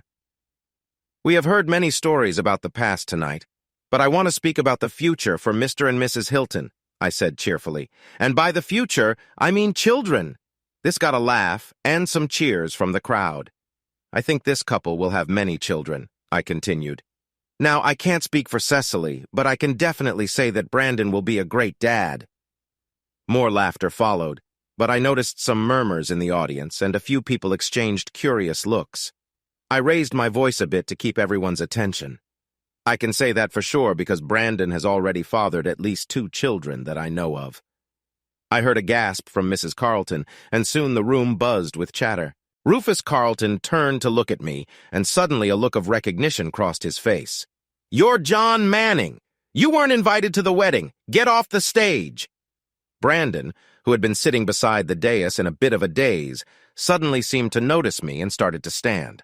I quickly leaned closer, put my hand on his shoulder, and pushed him back into his seat. Someone quickly turned off the microphone, but that didn't stop me. I used to teach history to a big group of freshmen in an auditorium, so I knew how to project my voice. I said loudly, "I have more to say." Rufus shouted again for someone to get me off the stage. To my right, I noticed a few younger men, friends of Brandon, trying to get through the crowd. I was ready for them. I reached down, unbuttoned my jacket, and pulled it back to show a holster on my shoulder. With my right hand, I took out a .357 Magnum and waved it in the air. The audience gasped, and the men quickly stepped back. "Mr. Magnum and I have more to tell you about Brandon Hilton," I said loudly, keeping my left hand on his shoulder. He looked at me, surprised. "Brandon Hilton has already fathered at least 2 children," I continued. "Would you like to know who they are?" Turning to Rufus, I said, "The first one is your other daughter, Lori, and the second one is your granddaughter, Emily." I heard a scream from the bride and turned toward her. "That's right, Cecily!" I shouted. "Brandon is not just the father of your sister's baby, but also your niece's." The poor girl started to cry. I felt a little bad for her because she had always been nice to me, unlike her family. I turned back to Brandon. "You always go after whoever you want, and you always slip away, don't you, Brandon? But not anymore." With that, I stepped closer to Brandon, making it clear I wasn't backing down. I wanted everyone to understand how serious this was. The room was filled with tension as I continued to speak. That gave me a chance I needed. I quickly cut off a thick lock of hair and put it in a plastic bag. "That's enough for a DNA test," I announced to him in the crowd. When Brandon realized I wasn't going to hurt him, he slumped in his seat. I saw a stain spreading through his pants, but I wasn't finished. I reached into my jacket pocket and handed him a packet of papers. "Brandon Hilton, this is a legal notice that you are being sued for the child you fathered with Lori Carlton Manning. You are officially served." Then I took out another packet. "Brandon Hilton, this is a legal notice about the child you fathered with Emily Manning. You are also served." I looked down at him disapprovingly. "Don't even think about running away again. I've already informed the Georgia Department of Child Welfare. They take these things seriously. Once the court takes action, they will find you no matter where you go." I lifted his head. Want to know about your future? I predict that for the next 18 years you'll be working to pay child support for your kids. With that, I jumped across the table and onto the main floor. But before I left, I turned to the old man. He looked at me with mixed feelings. "Congratulations on your new son-in-law, Rufus," I said with a hint of sarcasm. "You have a talent for picking characters." I heard a shout behind me and quickly looked back to see Brandon reaching for a large replica gun I had left on the podium. He pointed it at me and pulled the trigger. I shook my head. "Don't bother trying to shoot me, Brandon. It's just a fake." Then I chuckled lightly. "Why don't you keep it? Consider it a gift." With that, I walked to the door as the chaos continued behind me. The audience was in an uproar, and to my surprise, the bandleader raised his baton to signal the musicians to play. I smiled as I left the building. Too bad they didn't play "Nearer, My God, to Thee," I thought. That would have ended this show perfectly. In all the confusion, no one chased after me. Or maybe they were just remembering the Bowie knife still hanging from my belt. Either way, I got to my car and drove off without any trouble. Once I was on the interstate heading north, the excitement started to fade and I began to shake. Then a wave of tiredness hit me. I thought about stopping to rest, but getting home was more important. I definitely didn't want to be caught near Savannah. I rolled down the car windows to feel the cool night air to help keep me awake. As I drove, I thought about my choices. If I had hurt Brandon Hilton, I would have ended up in jail, leaving my family in a tough spot. Plus, I would have taken away the support 2 kids would need. In a way, I took control. But I did it legally. I found a way to make Brandon face the results of his actions for a long time. My daughter could really use the support for baby Bridget, and hopefully the extra money would help get Lori out of my house faster. On top of that, I gave Rufus a dose of reality, and if my actions made him spend a lot on a fancy wedding, that's just an added bonus. Whatever happens next, I felt good. A heavy weight lifted off my shoulders. It was well past midnight when I finally arrived in our neighborhood in Atlanta. I planned to be extra quiet when I went inside so I wouldn't wake anyone, but when I pulled into the driveway, all the lights on the main floor were on. As I walked up the path to our house, the door burst open, and Bridget, Emily, and even Lori rushed out, tears rolling down their faces. Emily was the first to reach me. She jumped into my arms, crying, "Oh, Daddy, I was so scared!" Then Bridget caught up and tried to hug me while also scolding me. "Don't you ever do something like that again, John? What if something had happened to you?" I wrapped my arms around both of them and led them back inside. We all sank onto the couch, tired. When Bridget felt something hard against her side, she asked me about the Bowie knife and the bag of hair that belonged to Brandon. "I can't believe you took that," she said in surprise. Then she looked at me with curiosity. "You know this hair won't be real evidence, right?" "I know," I replied. "The court will make him give a new sample later, but getting this was fun, and it showed everyone my point. Besides, it really got to Brandon." A sudden thought hit me. "How do you know what happened down there?" "I told them," said Lori softly. "Cecily called me and told me everything." "Cecily called you? You haven't talked to her in years." I was surprised. "I know," Lori said, "but she wanted to know if what you said about Brandon was true. When I told her everything, she said she would start getting an annulment tomorrow." I nodded, happy to hear that news. Tears still fell down Lori's face. "I know you didn't do it for me, John, but thank you for helping Cecily. It's going to be tough for her for a while, but she learned the truth now rather than later. Thank you for being there for my little sister." I nodded again. I had my reasons for what I did, but I felt good knowing that Cecily's life would be better. Even with my worries, the police didn't come to our house that night or the next day. I thought Rufus would come after me, but it seemed he was looking for trouble somewhere else. Brandon's life took a bad turn. As Cecily told Lori, she got an annulment, proving he hid important information from her. Meanwhile, the court confirmed he was the father and told him he must provide support. Now that his information was on record, Brandon had a lot of responsibilities. The wedding reception became a hot topic. Even though only 500 were actually there, thousands claimed they witnessed it. Not surprisingly, Brandon left town shortly after. I heard he now has a government job in Macon, and I was shocked to learn Rufus helped him get it. It seemed Rufus thought it would be a good idea for Brandon to be employed. After paying his support, he doesn't have much left for himself. Cecily and Lori stayed in touch, and eventually Lori moved back to Savannah. It seemed Rufus was okay with that, and I felt relieved. After everything, I wished I could say I forgave her, but I was glad to have her out of my life. Emily still lives at home but wants to find her own place soon. She landed a good job in Atlanta and is taking night classes for her degree. She's doing well enough to rebuild her social life. Being a single mom isn't easy, but Bridget and I are happy to babysit, and that helps a lot. Yes, Bridget and I got married in a small, private ceremony. She told me after my wild adventure that she wouldn't let me out of her sight again, so I decided to make it official. Now that my days of chasing trouble are over, I want to write a book about it. I hope my future work with these things will be just academic. But it seems there's still one potential vigilante in my life. My new wife took the Bowie knife, framed it, and hung it above our fireplace. She made it clear that if I ever pull a stunt like that again, she'll deal with it in a way I won't forget. I think she's joking, but I don't want to find out for sure. Story 2. You can learn a lot about a person by playing tennis with them. I've noticed that guys who are nice on the tennis court are usually nice in their everyday lives. On the other hand, I once saw a player be rude while playing against his best friend. Later, it didn't surprise me when he left his family for someone else. Then there's Frank Calhoun. Frank is a big guy. He even played football at Georgia Tech until he hurt his knee. After surgery, he switched to tennis, but plays with the same energy he had in football, serving hard and charging the net. I can beat him, though. I like to get close to the net and put pressure on him. Often he hits the ball too hard and it flies over the fence. And don't get me started on his calls. He usually gives himself the benefit of the doubt.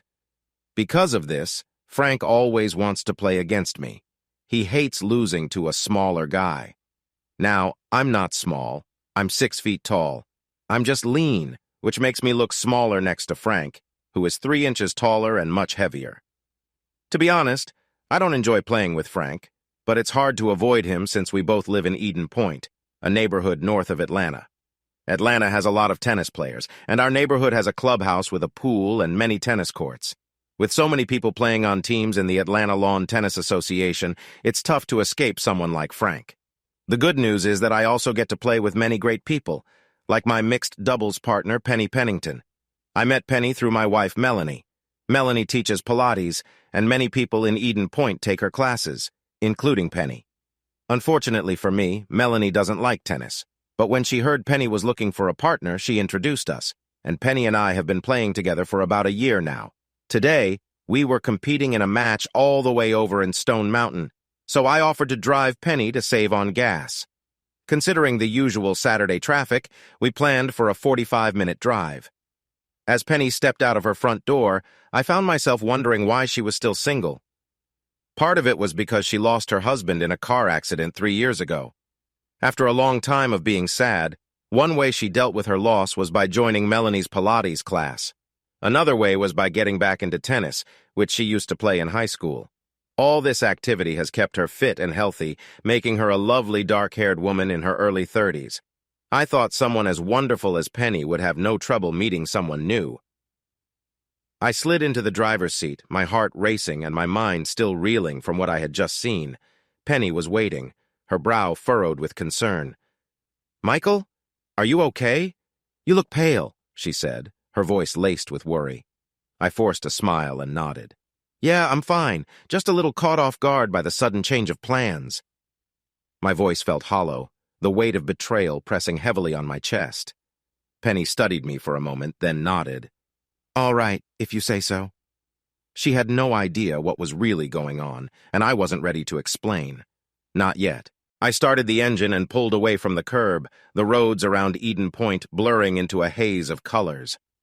I focused intently on the traffic ahead, desperately trying to compartmentalize the chaos swirling in my mind. The deeper I drove into my own thoughts, the more questions flooded in. Why? How could Melanie do this to me? And with Frank? Those thoughts ignited a fire of anger inside me, but a deeper, more corrosive ache lingered. Hurt, betrayal, and confusion tangled together. "Where to now?" Penny asked, breaking through my reverie. "Just back to the club, I guess. We can practice there, maybe hit a few balls to clear my head." She nodded. Sounds good. I took the exit to the club, trying to regain a semblance of control.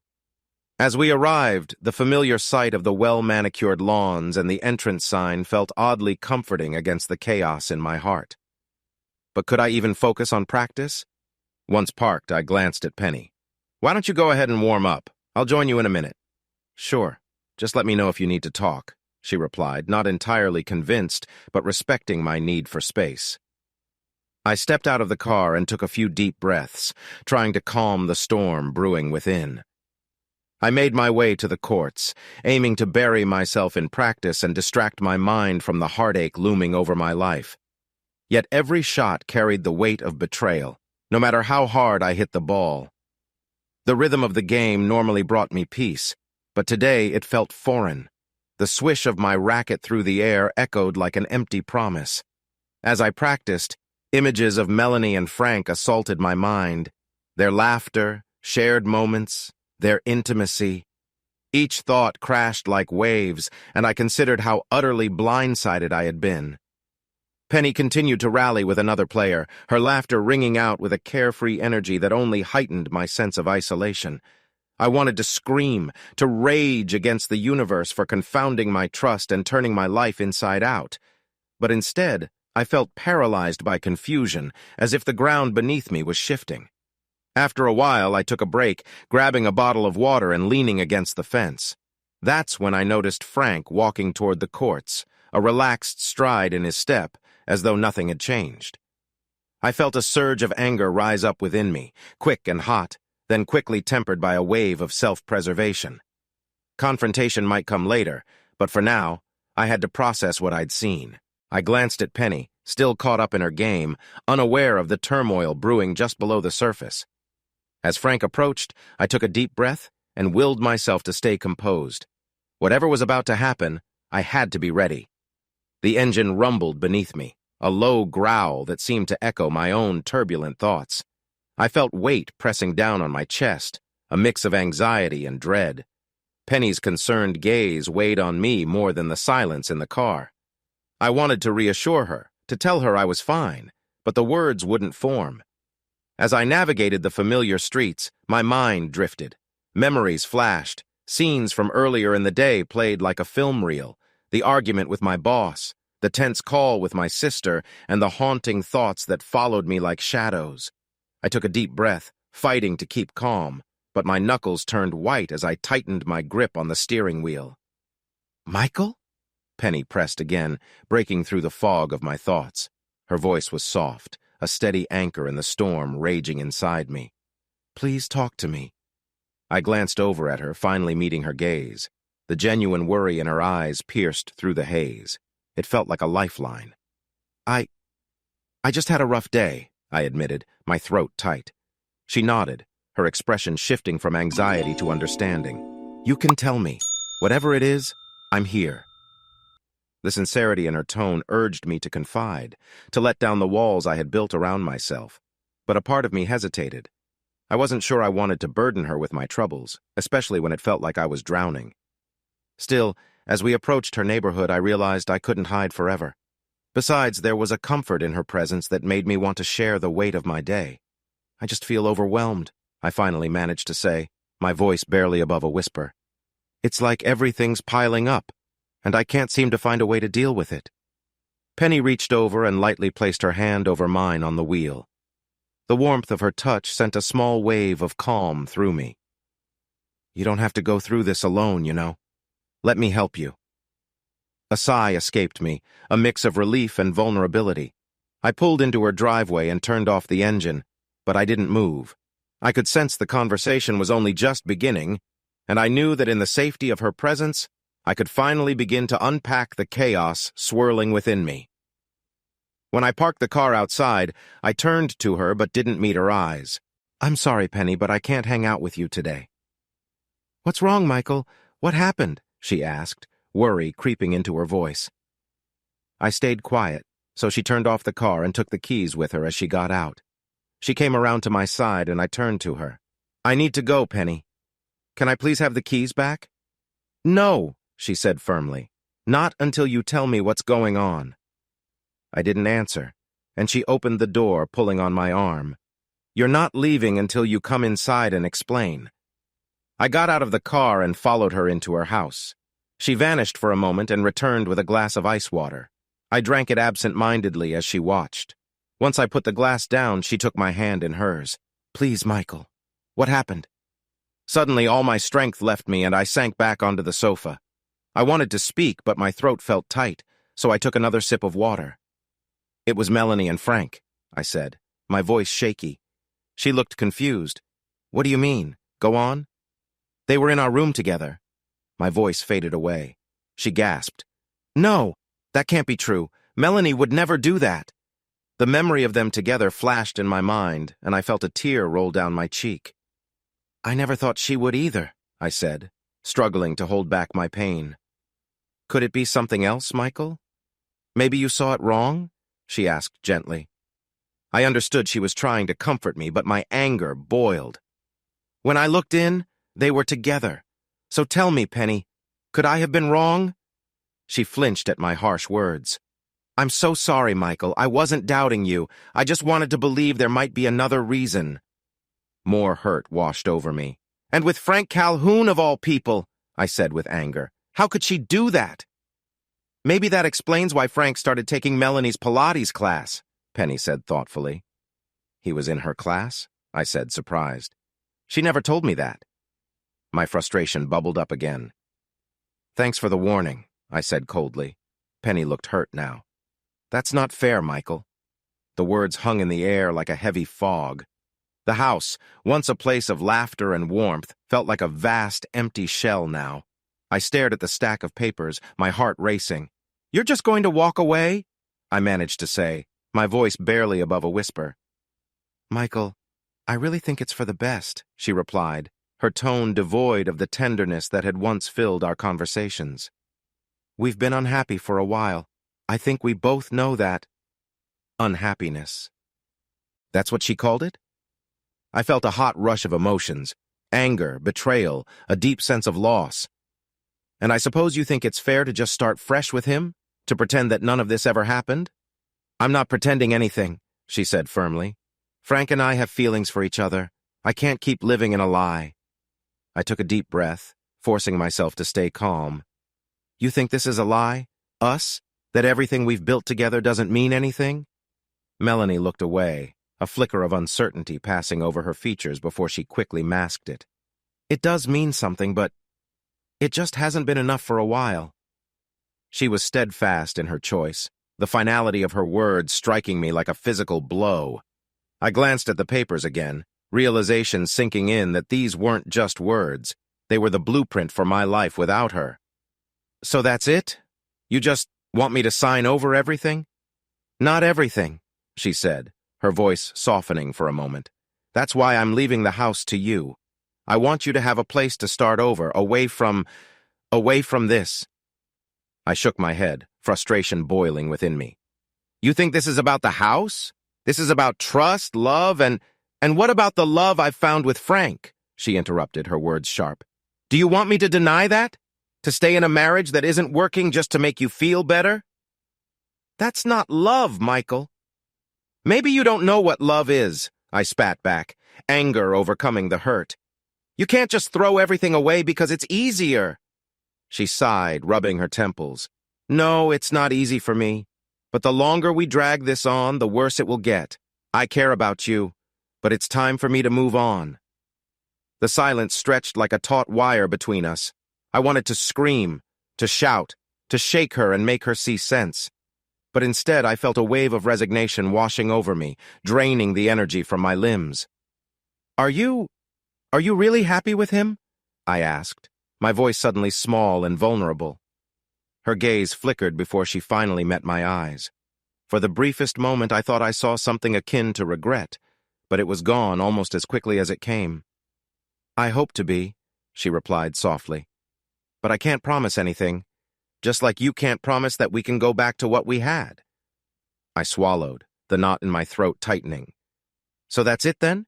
You sign these and you walk away?" She nodded, a mixture of determination and sadness in her expression. "I think it's the best thing for both of us." I sat there in silence, the weight of her decision pressing down on me. This was not the resolution I had wanted, not the future I had envisioned. I looked at the stack of papers again, the reality of my life about to change forever in stark black and white. "Give me a moment," I finally said, desperate for a little time to gather my thoughts. She nodded and stepped away, giving me a moment of solitude in the eye of the storm. As I sat there, I knew I had to make a choice, to fight for what was left or to let go of the past and embrace the uncertainty ahead. The thought clung to me, a whispered challenge that resonated deeper than the betrayal I felt. My mind raced back to the countless moments we had shared, the laughter, the late-night conversations, the shared dreams of a future together. It felt surreal, as if I were trapped in a nightmare I couldn't wake up from. How could she do this? I stood up, my heart pounding in my chest. I wanted to chase after her, to plead, to beg her to reconsider. But I felt a wave of anger wash over me, mixing with despair. "Mature reaction?" I muttered under my breath. What did she expect? I picked up the divorce papers again, flipping through them as if looking for some hidden clause that would turn back time. I felt like a ghost in my own life, hovering over this unfortunate scene that unfolded before me. Taking a deep breath, I followed her into the bedroom. She was sitting on the edge of the bed, her hands clasped tightly in front of her. The weight of her decision hung heavily in the air, suffocating any chance of rational conversation. "Can we just talk about this?" I asked, my voice softer now, almost pleading. She looked up, her expression conflicted. "Michael, I thought we already had." I shook my head. "But we didn't really talk. You just dropped a bombshell on me. I need to understand why." "Because I felt trapped," she confessed, her voice barely a whisper. "It's not just about infidelity. It's about how I lost myself in this marriage. I thought if I took the time to explore who I am, I might find happiness again. But I can't do that here. With you." Her words stung. They were like a fist to my gut, twisting the knife deeper. "So this is it? You're throwing everything away?" "It feels that way to me, too. But I have to follow my heart, Michael. I'm sorry." The tears stung at the corners of my eyes, and I fought them back, refusing to let her see how deeply this cut. "What about us? What about the love we promised each other?" A heavy silence filled the room. She drew in a shaky breath, and for a moment I thought she might relent, might reconsider. But instead she looked away. "I can't force myself to stay when my heart is somewhere else," she said, the finality in her tone sealing the wound. I felt lost, a mixture of rage and desperation coursing through my veins. What did I do wrong? Where did we go wrong? But I knew deep down this wasn't just about a moment. It had been building for a long time, unspoken and festering. "I wish you would reconsider," I said finally, my voice barely above a whisper. "I just need more time, a chance to fix this."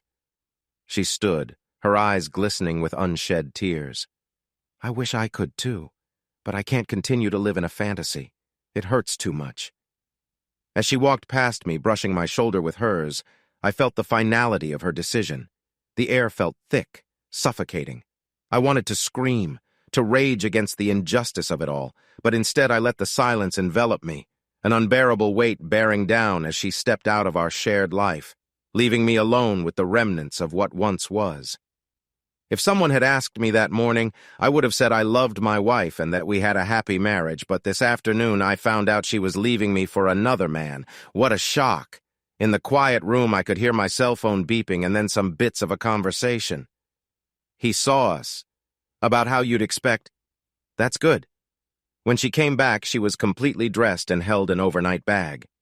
"Now that you've brought this up, I don't plan to stay here tonight. Frank is coming to pick me up. We'll come back on Monday while you're at work to pick up my things." "So you're just leaving?" I asked, feeling hurt. "It has to be this way," she replied. "Okay," I said, feeling angry. "What should I tell our friends?" She sighed. "Listen, Michael, Frank and I haven't done anything wrong, and we don't plan to hide. We'll continue to go out socially. In fact, we're probably going to the Eden Point gathering tomorrow night. You won't have to tell anyone since everyone will know already." Just then, I heard a car horn outside.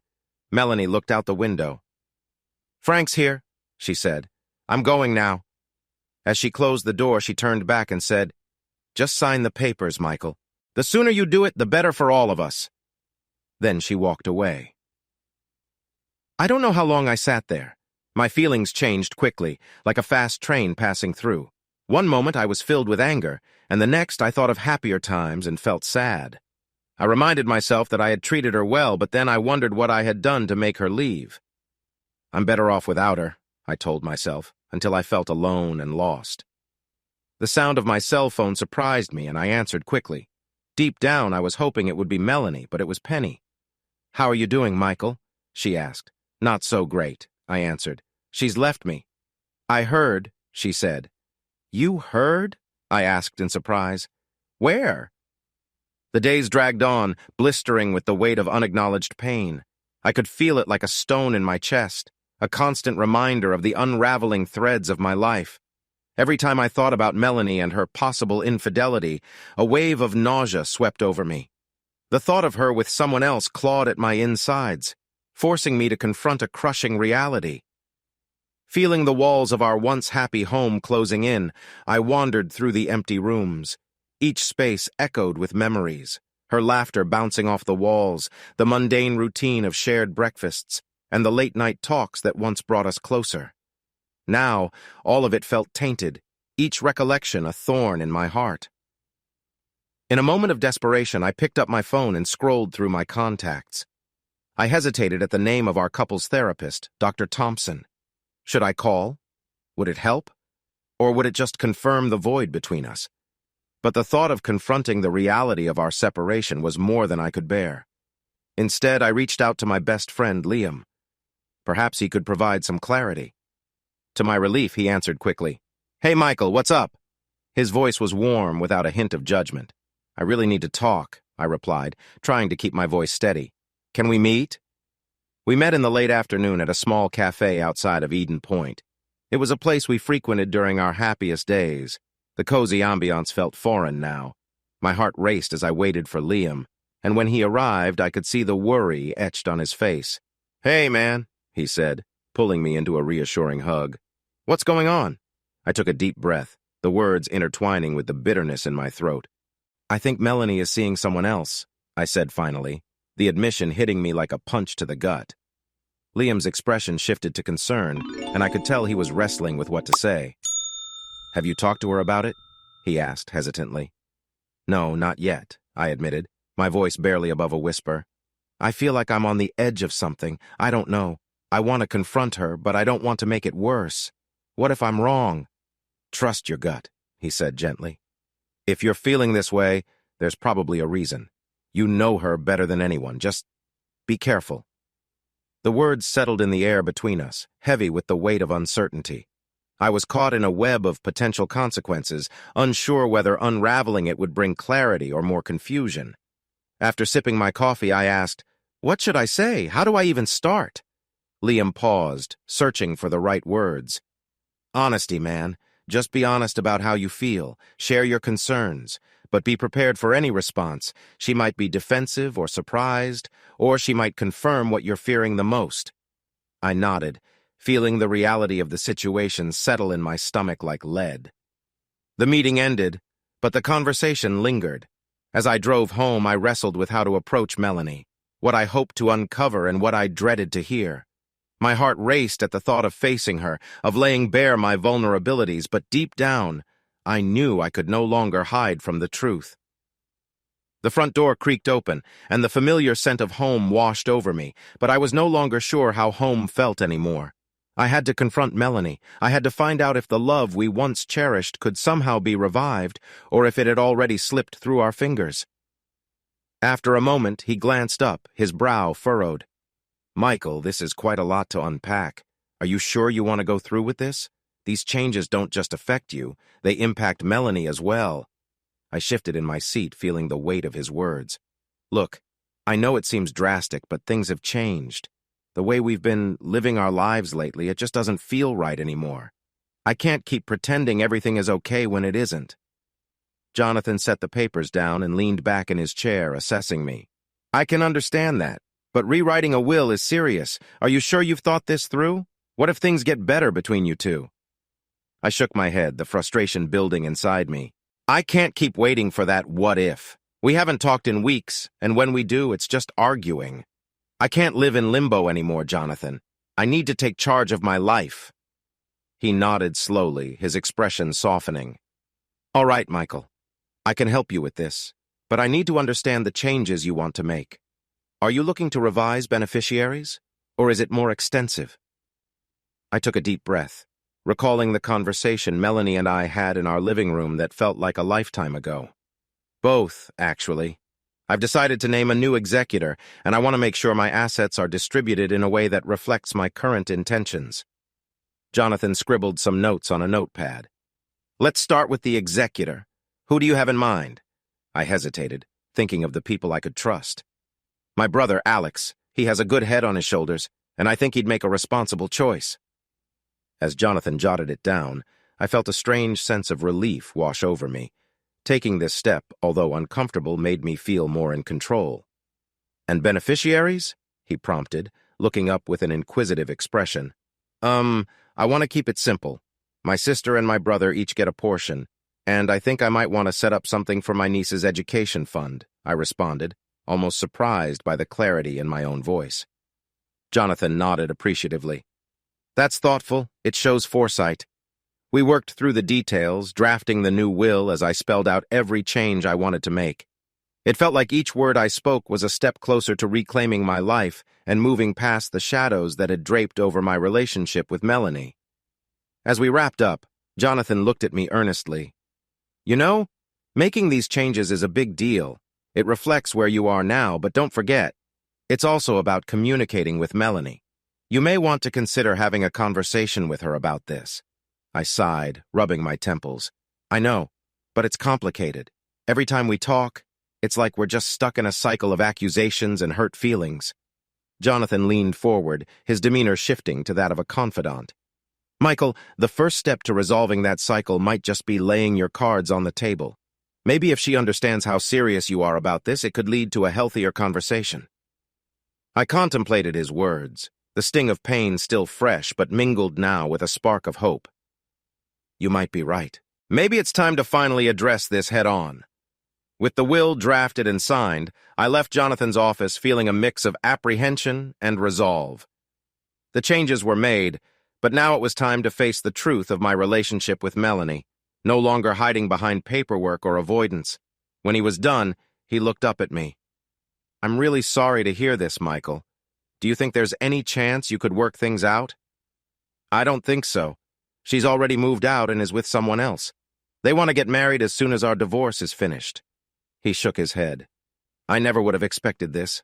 You two looked like a perfect couple. Then his face changed and his voice became serious.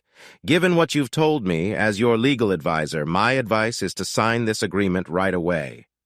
So just like that, 10 years of marriage gone? I said with bitterness. He shook his head gently. In situations like this, Michael, you need to stop thinking with your feelings and start thinking with your mind. I believe Melanie has made you a really good offer, much better than what you would get if you tried to fight for more. Part of her reason may be guilt, but mostly she wants you to agree quickly. It may feel like you are giving in now, but honestly, if your marriage is over, this is the best deal you'll get. I knew he was right. After what she had done, I didn't want to stay married to her anyway, but it felt like she and Frank had won a game I didn't even know I was playing. Jonathan's tone softened again. Listen, Michael, I know the lawyer that Melanie used. If you sign, we can send this settlement agreement to the court fast. That will secure what she's offered. Then, if she starts to change her mind and wants to come back, and if you're willing to think about it, you still have 30 days to stop the divorce. I knew that wasn't going to happen. I was worried about you, she continued, her voice tinged with concern. I know you've had a rough week. Yeah, it's been challenging, I admitted, forcing a smile that only I could see, grateful for her genuine concern. But I could use a distraction. How about we hit the court Saturday afternoon? Absolutely, she replied. It'll be good to see you on the court again. Just don't overdo it, all right? Don't worry, I chuckled. I'll just be glad to swing a racket instead of drowning in self-pity. We finalized our plans, and as I hung up, I felt a flicker of something I hadn't experienced in days, a sense of hope, however faint. Maybe it would be nice to see a friendly face and engage in something that didn't revolve around my crumbling marriage. Saturday arrived, and despite the lingering heaviness in my heart, I managed to get through the morning. I donned my tennis gear, forcing myself to focus on the game ahead rather than the chaos that had erupted in my personal life.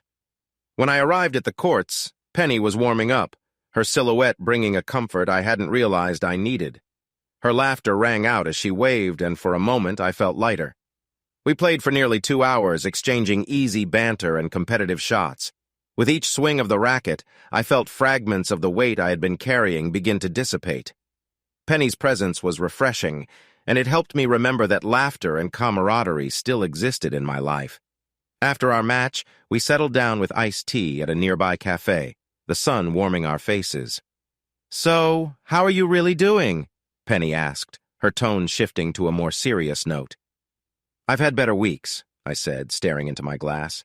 "Melanie moving out was harder than I thought it would be. It feels surreal, like I'm living someone else's life." Penny reached across the table and placed her hand over mine. "You're stronger than you think, Michael. It's okay to take time to grieve, but you need to remember that this doesn't define you." "I know, and I appreciate you being here." I smiled at her. "You've been a good friend, even when I didn't realize I needed one." "That's what friends are for," she said, her eyes warm and understanding. "Just promise me you'll keep reaching out and not isolate yourself. I'm here for you." As we talked, I could feel walls I didn't know I had begun to lower. I hadn't allowed anyone in, fearing the judgment or pity that might come with my situation. Pointing out the unfairness of it all often felt like self-sabotage. Yet in that cafe, with Penny helping me shift perspective, I finally allowed myself to see there was life awaiting me outside of that heartbreak. After finishing our drinks, I knew I wasn't completely healed, but perhaps I could start to heal. I didn't have to navigate this alone, nor did I have to rush through the pain. With friends like Penny who cared, maybe one day I could look back and see this as a stepping stone rather than the end of everything I hoped for. As we parted ways, I felt a small flicker of excitement at the possibilities ahead. Life was still happening, and maybe, just maybe, I could be a part of it again. "I think it's important for you to reclaim your space," she continued, her tone shifting to one of encouragement. "You deserve to enjoy the things you love without feeling like you have to tiptoe around them." With her words resonating in my mind, I felt a flicker of determination ignite within me. "You're right. I can't let their choices dictate my happiness. I'll be out there and I'll face whoever I need to face." Penny chuckled lightly, perhaps sensing my sudden resolve. "Just remember to take it easy. It's just a game and you don't owe anyone an explanation." I appreciated her reminder. The past week had been so emotionally charged that I had lost sight of that simple truth. Tennis was my escape, a way to unleash my frustrations and reconnect with myself. "So, how's your game these days?" I asked, hoping to steer the conversation to lighter topics. "Not too shabby. I've actually been working on my serve." "You might be surprised at how much improvement I've made," she replied, her enthusiasm palpable. "I look forward to seeing that," I said, a genuine smile creeping across my face. We continued chatting, the ease of our friendship helping me to momentarily forget the turbulence of the week. As we wrapped up the call, I felt a little lighter. Yes, the rumors and whispers would persist, but confronting the situation head-on was far more empowering than hiding or avoiding it. After hanging up, I sat for a moment, contemplating my next steps. Perhaps I owed it to myself to confront Frank, to demand respect in our shared community. But then again, perhaps I could simply let my actions speak for themselves, letting my game on Saturday do the talking. Feeling reinvigorated, I decided then and there that on that court, I wouldn't just play. I would reclaim my place amidst the shadows that had tried to overshadow me, and no matter what the gossip said, I would emerge from this challenge stronger and more resolute than before. You can trust me. I decided to arrive at the tennis courts a bit late to avoid talking to anyone. It didn't really work. As I walked up to the tennis area, I could feel my neighbors and teammates watching me. I knew they were curious, but I didn't like it at all. When the captain of our mixed doubles team saw me, she ran over. Michael, I'm really sorry. The other team made a last-minute change, and some matches have already started. If you don't want to play, I completely understand. What do you mean, Mary? I replied. I don't get it. It's about Frank, she said. You and Penny are set to play against Frank and his partner. Oh, wonderful, I thought. That's not what I wanted at all. Just then, Penny showed up. When she realized what was going on, her face changed. She took me aside and quietly said, "We don't have to do this, Michael." His taunts had burrowed under my skin and disrupted my focus. It wasn't just my pride that was bruised. I felt like I had disappointed Penny, who had been so supportive. By allowing Frank's words to rattle me, I had put her at a disadvantage, too. As I lay there staring at the ceiling, I replayed the match in my mind, every missed shot and every jab from Frank echoing in my thoughts. I couldn't deny that I had played poorly, but deep down, I knew this was more than just a bad day on the court. It was about facing my fears and standing my ground. Suddenly, I remembered something my coach used to say. Every setback is a setup for a comeback. It rang in my ears like a mantra, and I felt a flicker of determination ignite within me. I couldn't let this guy dictate how I felt, on or off the court. Penny's voice returned to me, urging me to stay calm and not react. She had believed in me when I didn't believe in myself. I needed to prove to her, and to myself, that I could be stronger than Frank's taunts. After a bit, I pushed myself off the bed and grabbed my phone. I texted Penny, "Hey, I just want you to know I'm really sorry about today. I'll do better next time."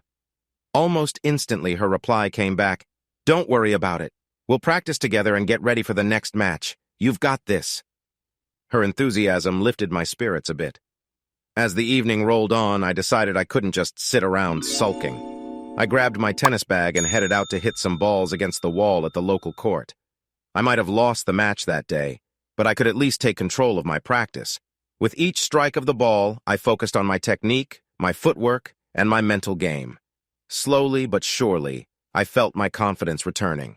Frank would be expecting me to back down, but I'd come back stronger for my next encounter. This wasn't just about winning, it was about reclaiming my power. When I finally left the court, it was dark outside, the stars twinkling overhead. I felt a renewed sense of purpose. I would practice hard, train my mind to ignore the distractions, and prepare myself for the next match, not just for myself, but for Penny as well.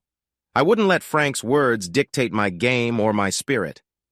I took a deep breath as I headed home, a small smile creeping onto my face. Tomorrow was another day, and I was ready to face whatever challenge it brought. We're just two friends having lunch. I need your help with something a little different, something that could maybe turn the tide. He raised an eyebrow, still looking skeptical. All right, I'm listening. What do you have in mind? I took a breath, knowing this was a crucial moment. I want to create an exclusive experience for a few key clients, something that feels personal and customized. I know you've built relationships with some big players, and I thought maybe you could help me brainstorm some ideas that would really impress them. He leaned back in his chair, considering. You want to do something unique for clients, but it can't cross the line into anything unethical, right? Exactly, I replied, feeling a surge of encouragement. I'm not looking to bribe anyone. I want to give them a reason to remember us, to see us as a step above the rest. Jerry nodded slowly, starting to warm up to the idea. Okay, well, we could think about experiences that tap into their personal interests, like a wine-tasting event or a private dinner with a renowned chef. But those can get pricey, and you'd need to book them well in advance. That's fine, I said, already jotting down notes. Money is not the issue here. The impact of the experience is what matters. You could also consider exclusive events, maybe a VIP ticket to a concert or a sports event where they get special treatment, he suggested. Or if any of them are into golf, how about a day out at a nice course with a pro? That's the kind of thinking I need, I said, excitement bubbling up. It's not just about the gesture, it's about making them feel special and prioritized. We spent the next hour bouncing ideas back and forth, and by the end of lunch I had a solid plan developing. I could already picture Frank and Melanie's reactions when they found out I was pulling out all the stops for these top-tier clients who might have previously favored Frank's approach over mine. As we wrapped up, I felt a lightness in my chest. For the first time in a while, the shadows of doubt began to lift. This was my chance to reclaim my position, not just in the office, but in life. I wanted to prove that I could rise above Frank's deceit and Melanie's indifference. As I walked back to the office, I couldn't shake the feeling that I was finally turning the tables. The light at the end of the tunnel was flickering faintly but unmistakably bright. I just had to keep my focus on the goals I had set. It was time to play to my opponent's weaknesses and, more importantly, to my own strengths. "This is just for me," I said. He looked at me for a moment and then seemed to get what I meant. "Oh, I see," he said. "I guess it's been a while for you, especially since your wife left and you haven't been dating." He paused and leaned in closer. "I know one of the best places in the city, but, Michael, they only serve the most important clients, okay? Their services are great, but they might be too expensive for you." I smiled back at him. "Don't worry about the cost. Just tell me how to reach them and what I should expect." And over burgers and drinks, he explained everything to me. That afternoon, I felt nervous as I looked over the notes I had taken during lunch. He continued, "Once you visit the website, you'll find a form to fill out with your preferences and requirements. This includes photos and profiles of available companions." I nodded, even though he couldn't see me. "And is there a time frame for when I might get a response?" "Typically, we try to respond within 24 hours, depending on availability," he explained. "After that, we can facilitate a meeting to ensure both parties are satisfied before any commitment is made." "That sounds reasonable," I said, trying to disguise the jittery feeling in my stomach. This was a huge leap into the unknown, and I couldn't shake the sense of apprehension creeping over me. "One last thing," Mr. Miller added, his tone now slightly more serious. "Discretion is paramount in our line of work. We take privacy very seriously." "I understand," I assured him, though the thought of the potential fallout from this decision loomed in my mind. "What happens if I decide to end the arrangement early?" "You would need to give us a notice period in our agreement to cancel without penalties," he informed me. "But these things are often straightforward if both parties communicate openly." I made a mental note to think that through, weighing my options carefully before committing to anything written down. "All right, then. I appreciate your help, Mr. Miller." "Of course. Keep an eye on your phone for our email, and I wish you the best in your search," he replied, before hanging up. I sat there for a moment, staring at my computer screen. I had just entered a whole new world that could easily spiral out of control. Yet, as I recalled Frank's jeers and Melanie's cutting departure, the temptation to reclaim some sense of excitement was harder to resist. Taking a deep breath, I navigated to the website Mr. Miller had shared and found myself staring at a sleek interface. A series of pictures and brief descriptions of women, each more captivating than the last, awaited me. Something inside whispered that tapping into this was a way to reclaim my agency and find escape from the mundane blues of my life. I clicked on a few profiles, drilled down into bios, and as I did, the thought that had haunted me briefly began to flicker with possibility. What if this was exactly what I needed? As I sat in front of my computer, a mixture of excitement and anxiety coursed through me. I could hardly believe I had just done this. The decision to go through with it had been impulsive, but there was something about Rhiannon's photo that had captivated me. The way her dark hair framed her face and the hint of a smile in her eyes, there was a sense of allure that was hard to resist. I glanced at the clock. It was late in the evening, and all I could do now was wait. Despite the nerves, a part of me felt a thrill at the prospect. This would be a new experience, one I had only ever read about or seen in movies. I paced around my small apartment, trying to occupy my mind with mundane tasks, but my thoughts kept drifting back to Rhiannon. The phone rang, jolting me out of my reverie. I picked it up, half expecting to hear a representative from Capricorn Services, but it was my friend Jerry. "Hey, man, you okay?" he asked, his tone light and teasing. "I hope you're not freaking out about this." "I'm fine," I replied, trying to sound more confident than I felt. "Just trying to prepare myself for tomorrow." "Tomorrow? You've already got someone lined up?" His excitement was palpable, and I could almost hear him grinning through the phone. "Yeah, Rhiannon," I admitted, my voice barely above a whisper. "Rhiannon!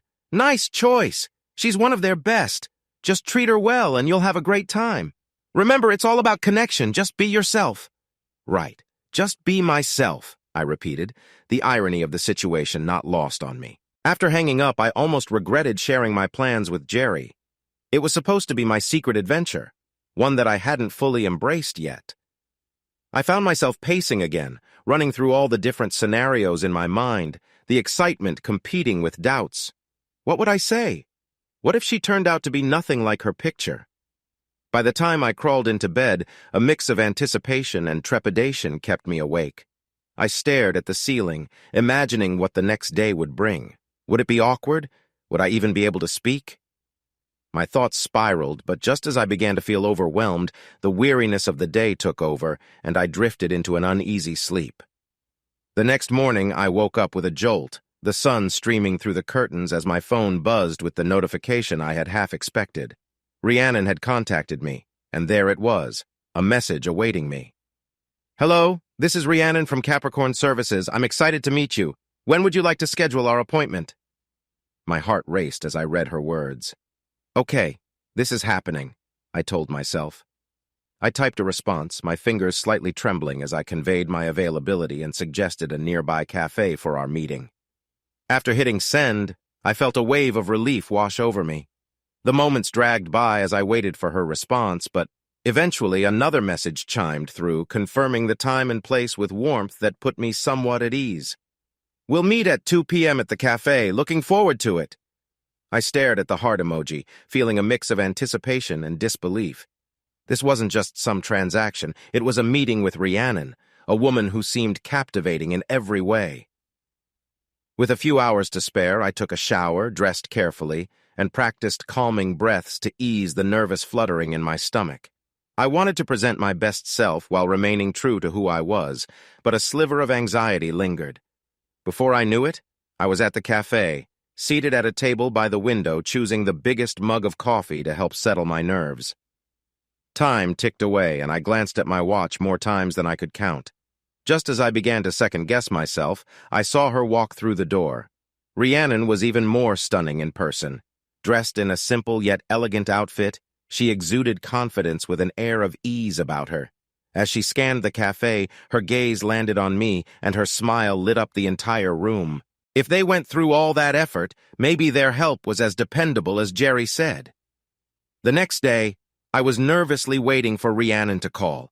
At one point, I even considered canceling the plan. My idea was going to cost a lot, and there was no promise it would work.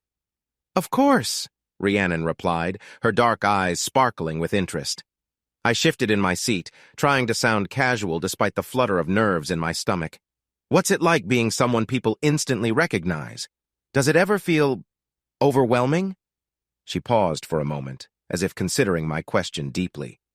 It can be overwhelming, yes. There are days when it feels like my life isn't my own. You know, people make assumptions about you simply because they see you on screen or in magazines. They think they know you, but they really don't. It's a strange kind of loneliness in a crowded room.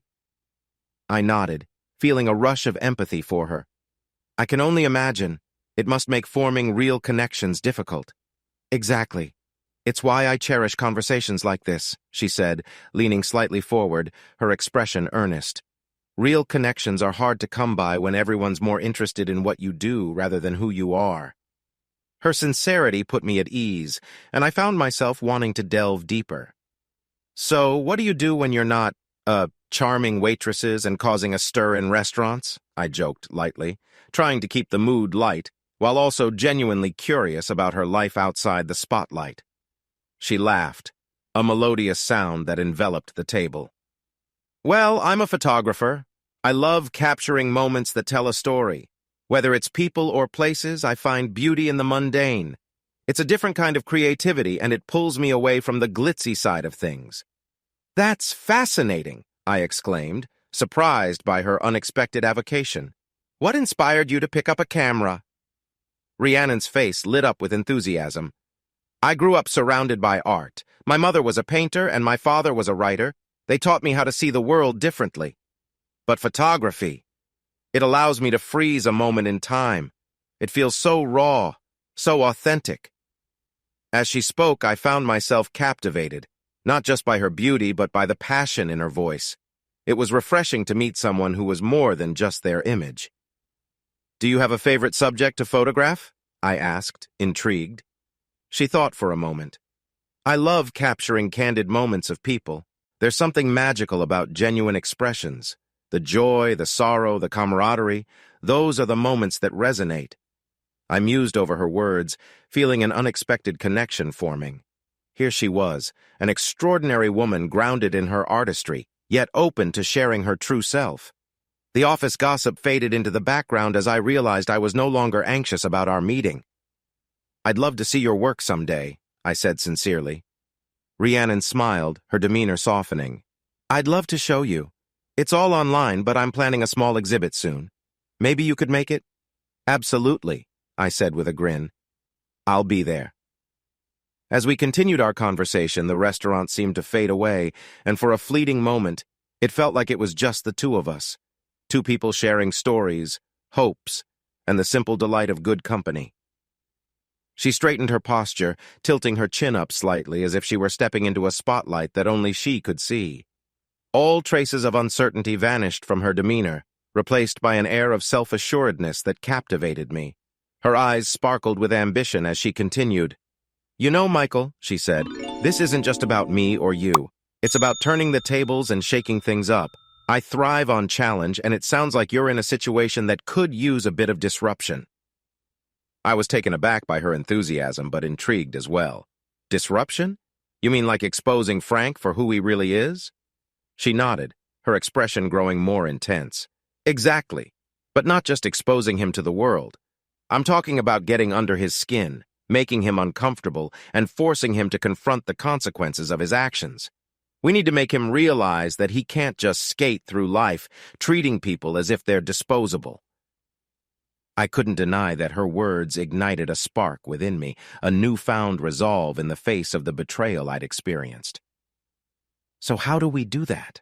I asked, eager to hear her ideas. Rhiannon leaned back, tapping her fingers thoughtfully against the table.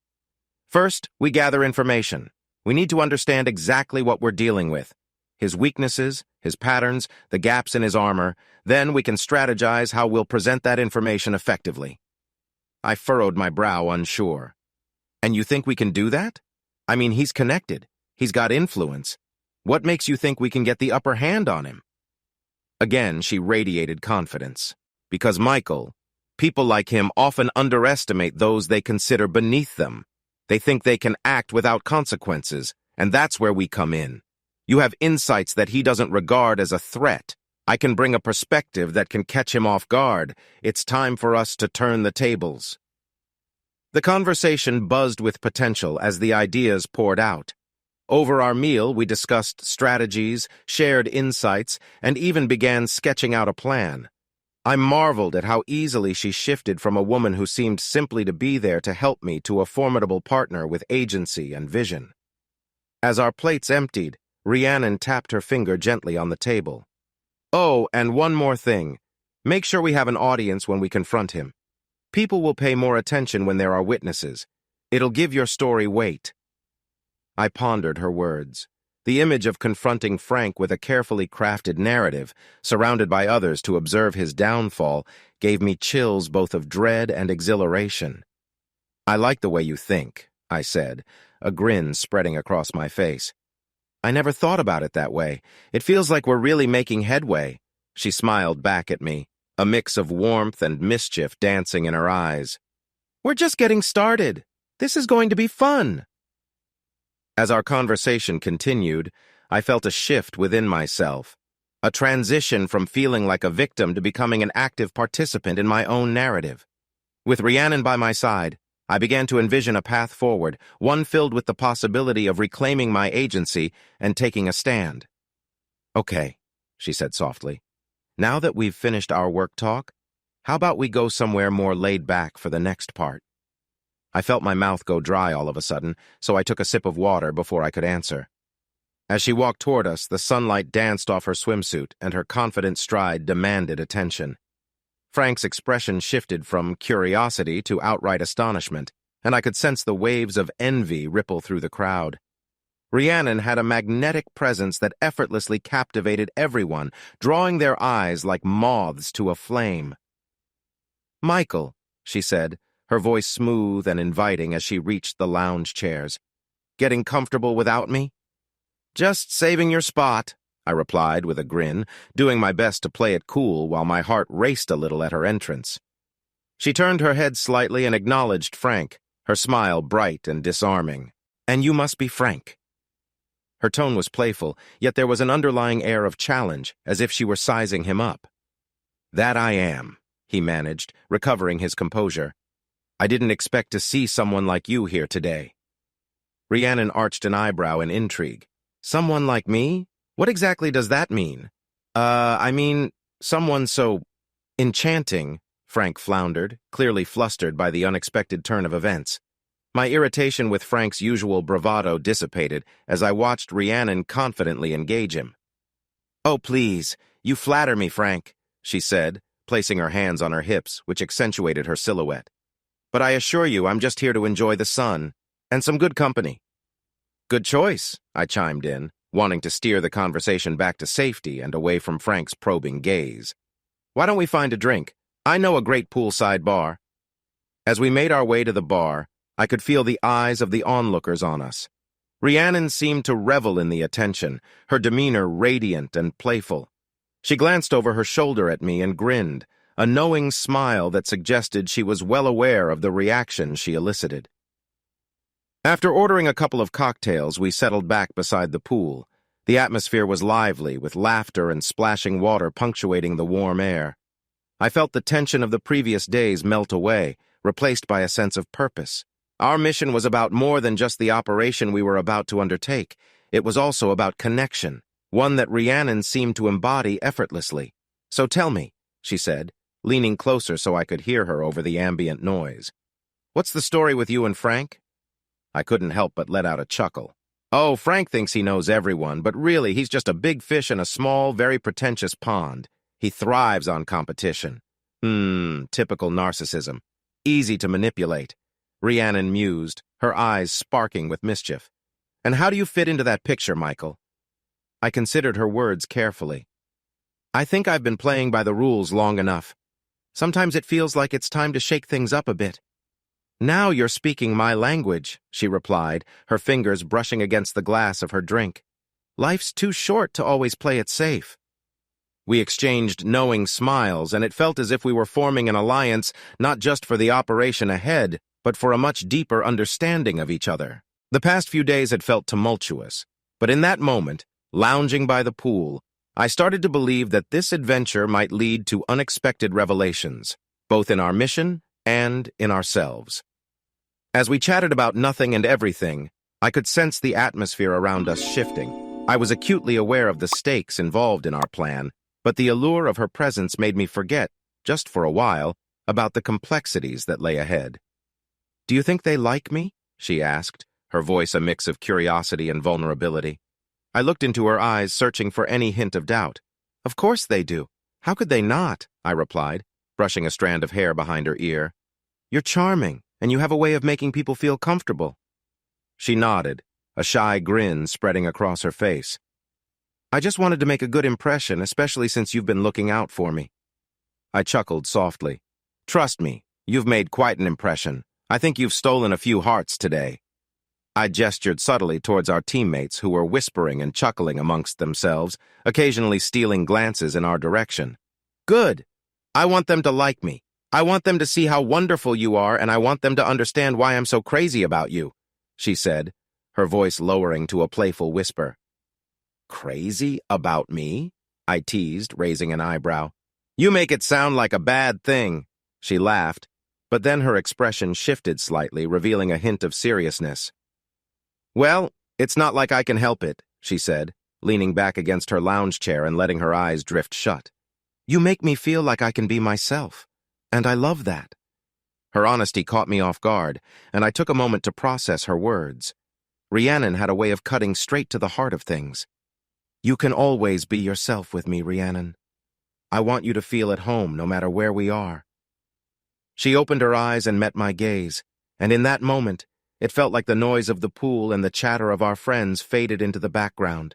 Her eyes sparkled, and her smile returned, radiating warmth that made my heart flutter. Just then, Frank resurfaced back at the edge of the pool, flashing a grin. "What's going on over here? Looks like a little love fest." He waded closer, water splashing around his legs. "Just discussing how much Rhiannon loves me," I said jokingly, and she threw her head back in laughter. "I do love you, but that's not what we were discussing," she said through her giggles. Frank raised his hands in mock surrender. All right. Don't worry, your secret is safe with me." He then turned to Rhiannon, his tone shifting to sincere. "But really, you're a great addition to the crew. Just be warned, we're a rowdy bunch." "I can handle rowdy," she quipped back, "as long as you don't drown me in your pool adventures." "You never know what's coming next," Frank teased, before diving back into the water, sending a wave crashing over the side. Rhiannon laughed again, and I couldn't help but feel proud to be with her. She truly seemed to fit in, and with every laugh and lively conversation, I realized just how much I admired her spirit. As she settled back into our lounge chairs, I took a moment to appreciate the sun setting in the distance, casting a golden hue across the pool and surrounding area. "Ready for more sun?" I asked, squeezing her hand again. She stretched languidly, enjoying the warmth around us. "Absolutely, and let's make some more memories." With Rhiannon by my side, I had no doubt those memories would be some of the best yet. The splash was minimal, a testament to her skill, and I watched as she sliced through the surface. It was mesmerizing, the way she glided beneath the water, seemingly weightless. I could see Melanie chatting with a group of friends, blissfully unaware of what was coming.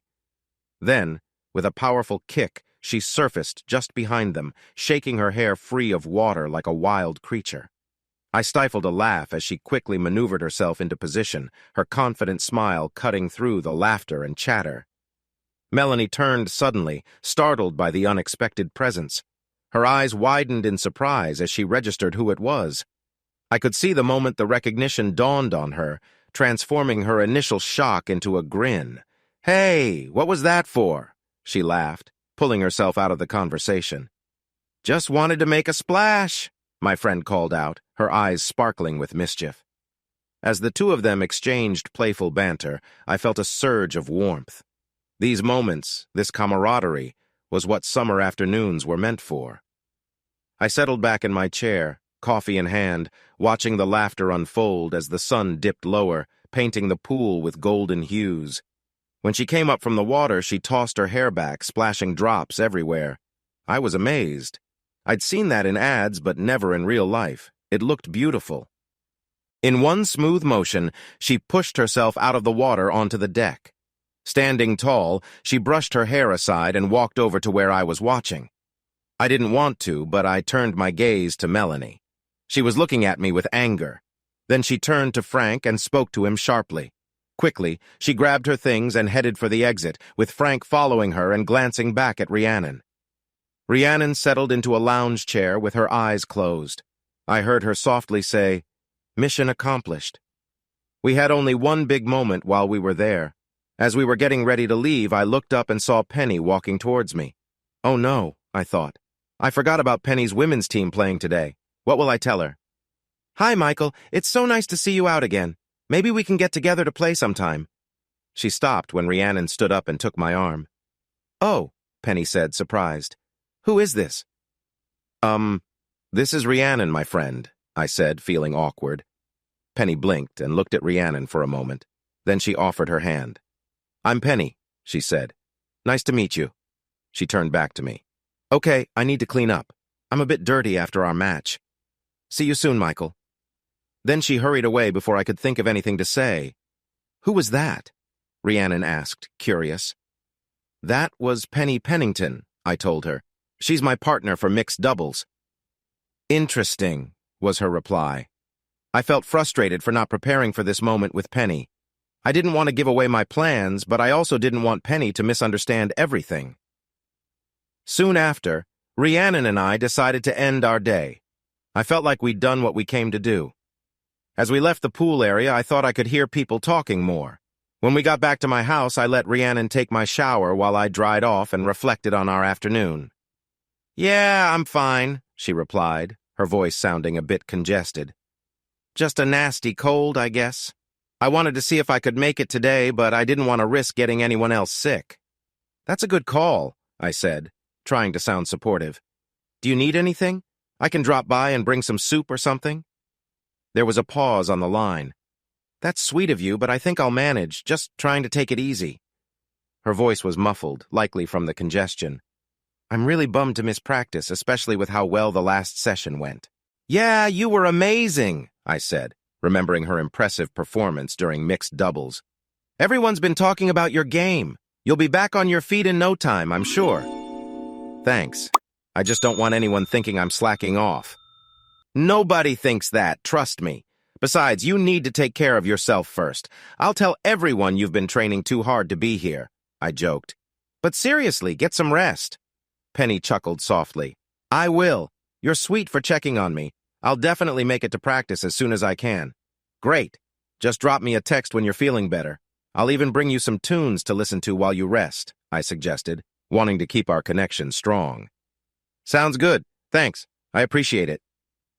After we hung up, I leaned back against the couch, contemplating the unexpected mix of emotions swirling in my head. I'd just had this thrilling new connection with Rhiannon, but I found myself genuinely concerned for Penny. I shook my head, trying to clear my thoughts.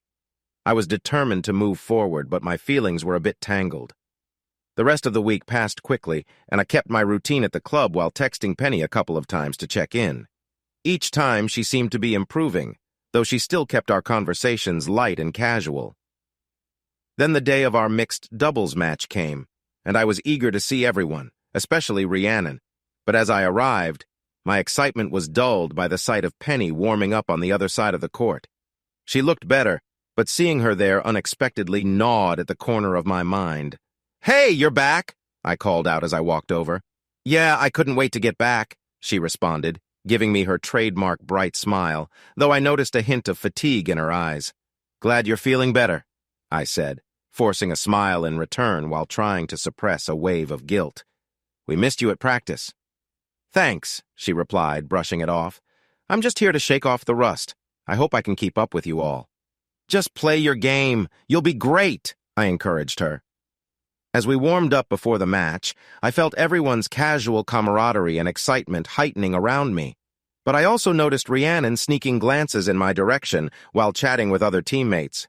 She looked radiant, a silent allure that I couldn't overlook, even as Penny's presence anchored me in place. "Ready to give it our best shot?" Rhiannon called to me, snapping me out of my thoughts. "Absolutely," I replied, returning her smile. But as the match began, I couldn't shake the feeling that the dynamic of my relationships was shifting in a way I hadn't anticipated. The competition would be fierce on the court, but it was the emotional volley between Rhiannon and Penny off the court that might prove to be even more challenging. "I'm not expecting you to know what's what in fashion. Just know that this makes me feel good," I chuckled, appreciating her confidence. "Well, it's working. You look amazing, and I think everyone at the potluck will agree." Rhiannon twirled in front of the mirror, her skirt flaring out gracefully as she spun. "I hope so. I'm excited about tonight. A potluck with a bunch of friends sounds like just the distraction I need." "Distraction? What's going on? You haven't mentioned anything," I probed, trying to gauge her mood. "Oh, it's nothing major," she said, but I could hear the underlying tension in her voice. "Just work stuff. You know how it is." I nodded, hoping she'd elaborate, but she seemed eager to change the subject. "Speaking of distractions, what did you end up bringing to the potluck? I hope you didn't just grab something from the freezer." I waved off her teasing. "Hey, I made that buffalo chicken dip from scratch. It even has my signature twist. Trust me, nobody's going to complain about it." "Now that sounds promising. I'll bring some desserts for us to share. It's always a hit with our friends." She checked her watch and added, "We should probably get going. I hear the best dishes tend to disappear fast." As we headed out, I felt a mix of excitement and concern. The potluck was a great chance for all of us to unwind and have fun, but I couldn't shake the thought of Penny's illness. I promised myself I'd check on her again soon. The drive to the community center was filled with light-hearted banter about our friends' cooking skills, or lack thereof, and I could tell Rhiannon was looking forward to the evening. I admired her ability to shake off her troubles, even if just for a few hours. When we arrived, the scent of various dishes wafted through the air, mingling with laughter and chatter. It was a warm, inviting scene that reminded me of the camaraderie among our group. Rhiannon and I quickly set up our contributions on the long table filled with colorful platters and bowls. "All right, let's dig in," I exclaimed, grabbing a plate. As the evening progressed, I lost myself in conversations and laughter, but every so often I caught Rhiannon looking pensive, her smile fading momentarily. I wondered if I should ask more about what was bothering her, but I didn't want to dampen the night. Just as I was about to pour us some drinks, my phone buzzed, an unexpected reminder of my earlier concern. It was a message from Penny.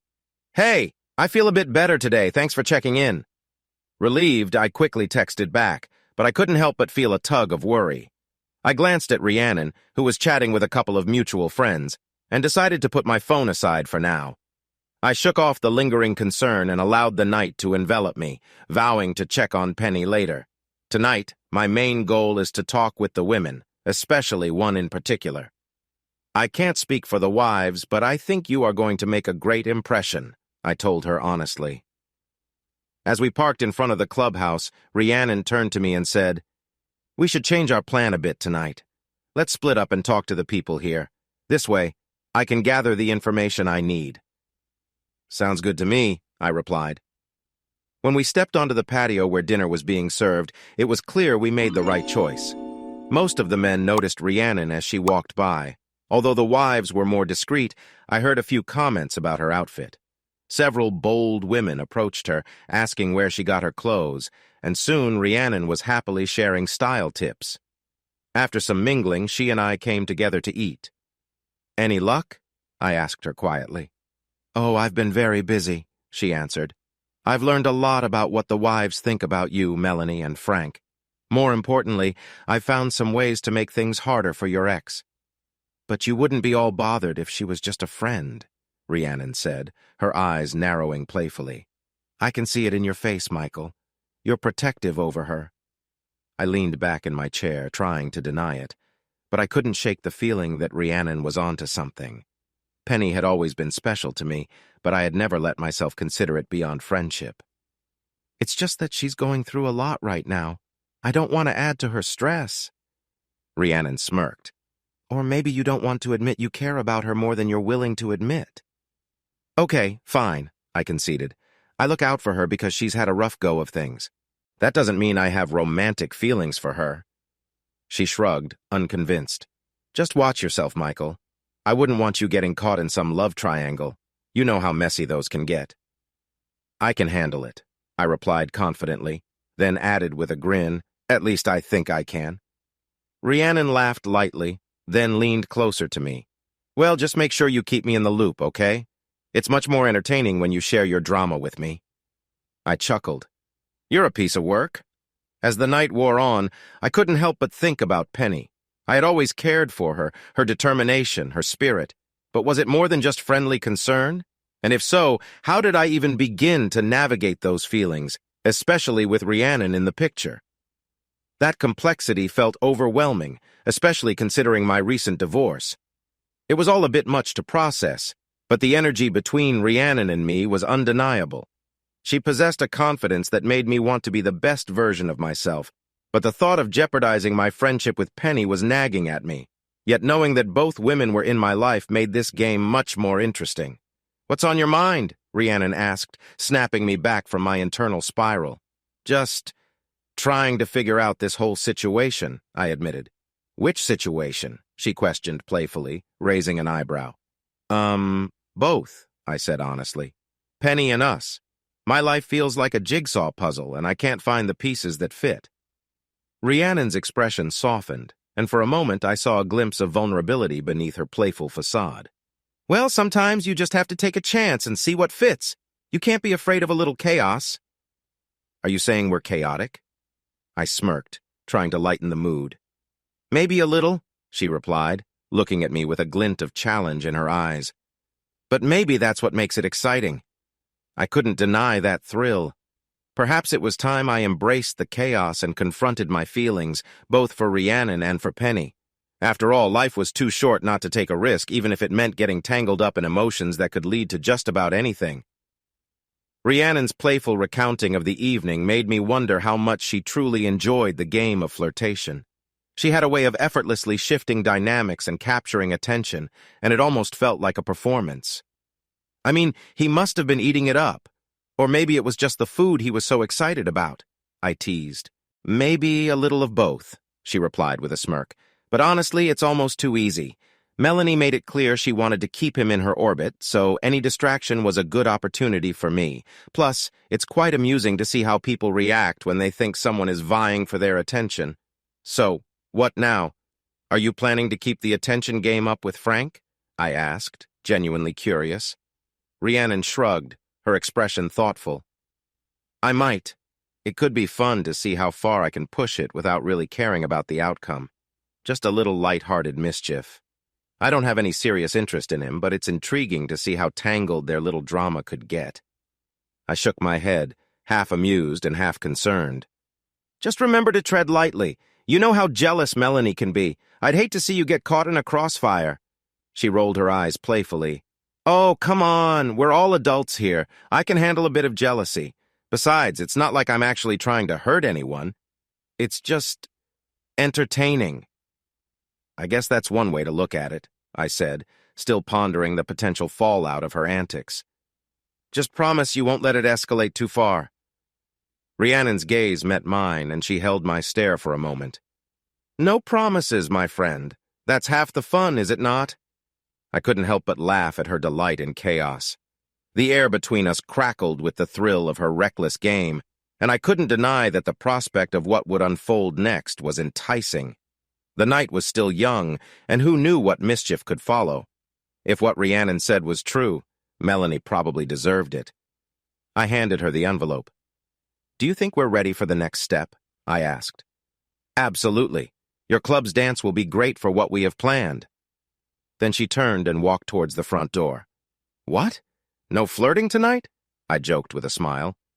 She looked back at me and grinned. I wouldn't even think about it. Then she left. I opened a can of soda and sat down to think about everything. Part of me was really happy about how well our plan was going. I approached the bedroom door, feeling a mix of anticipation and apprehension. Rhiannon had a flair for the dramatic, and I wondered what she needed my help with. I pushed the door open and was instantly taken aback by the sight before me. Rhiannon stood in front of the mirror, her long hair cascading down her shoulders as she slipped into a stunning, sparkling gown that clung to her curves in all the right places. The dress was a deep shade of emerald green, and it accentuated her figure beautifully, but it was her expression that caught me off guard. It was somewhat serious, almost vulnerable. "Could you zip me up, please?" she asked, turning slightly to give me access. As I stepped closer, I felt a rush of conflicting emotions. There was admiration for how she looked, but also a nagging thought in the back of my mind about what this all meant for our evening, and for my feelings toward Penny. I carefully pulled the zipper up, taking a moment longer than I should have, my fingers barely brushing against her skin. "You look incredible," I managed to say, trying to sound casual, but I could feel my heart pounding. Rhiannon smiled, her eyes sparkling with a mischief that made my stomach flip. "Thanks, but I need you to do me one more favor." I raised an eyebrow. "What is it?" "I need you to pretend we're on a date tonight. I want to attract Frank's attention. You know how he can be when it comes to women. He doesn't take a hint easily." I hesitated, feeling a sudden heaviness in my chest. And what if we see Penny? The thought brought a wave of anxiety washing over me. Rhiannon waved a dismissive hand, her smile widening. "Come on, Michael, this is part of the plan. Since she might think we're together, it might prompt some kind of response from her. If she's got feelings for you, it'll be obvious." I scratched my head, the implications of her suggestion swirling in my mind. Right, but I just don't want to hurt anyone's feelings, especially Penny's. Rhiannon stepped closer, her tone shifting, becoming more earnest. "I understand that, trust me, but you have to consider what you want. We're both caught up in this situation, and it's all a bit complicated. but that doesn't mean we can't have a little fun. I let out a breath, unsure about the course we were taking. But there was a part of me that was undeniably intrigued by the prospect, especially if it could shed light on my feelings for Penny. "All right," I said, steeling myself for the evening ahead. "Let's do it." As Rhiannon grinned at me, I couldn't shake the question lingering in my mind. How would Penny react to the two of us together?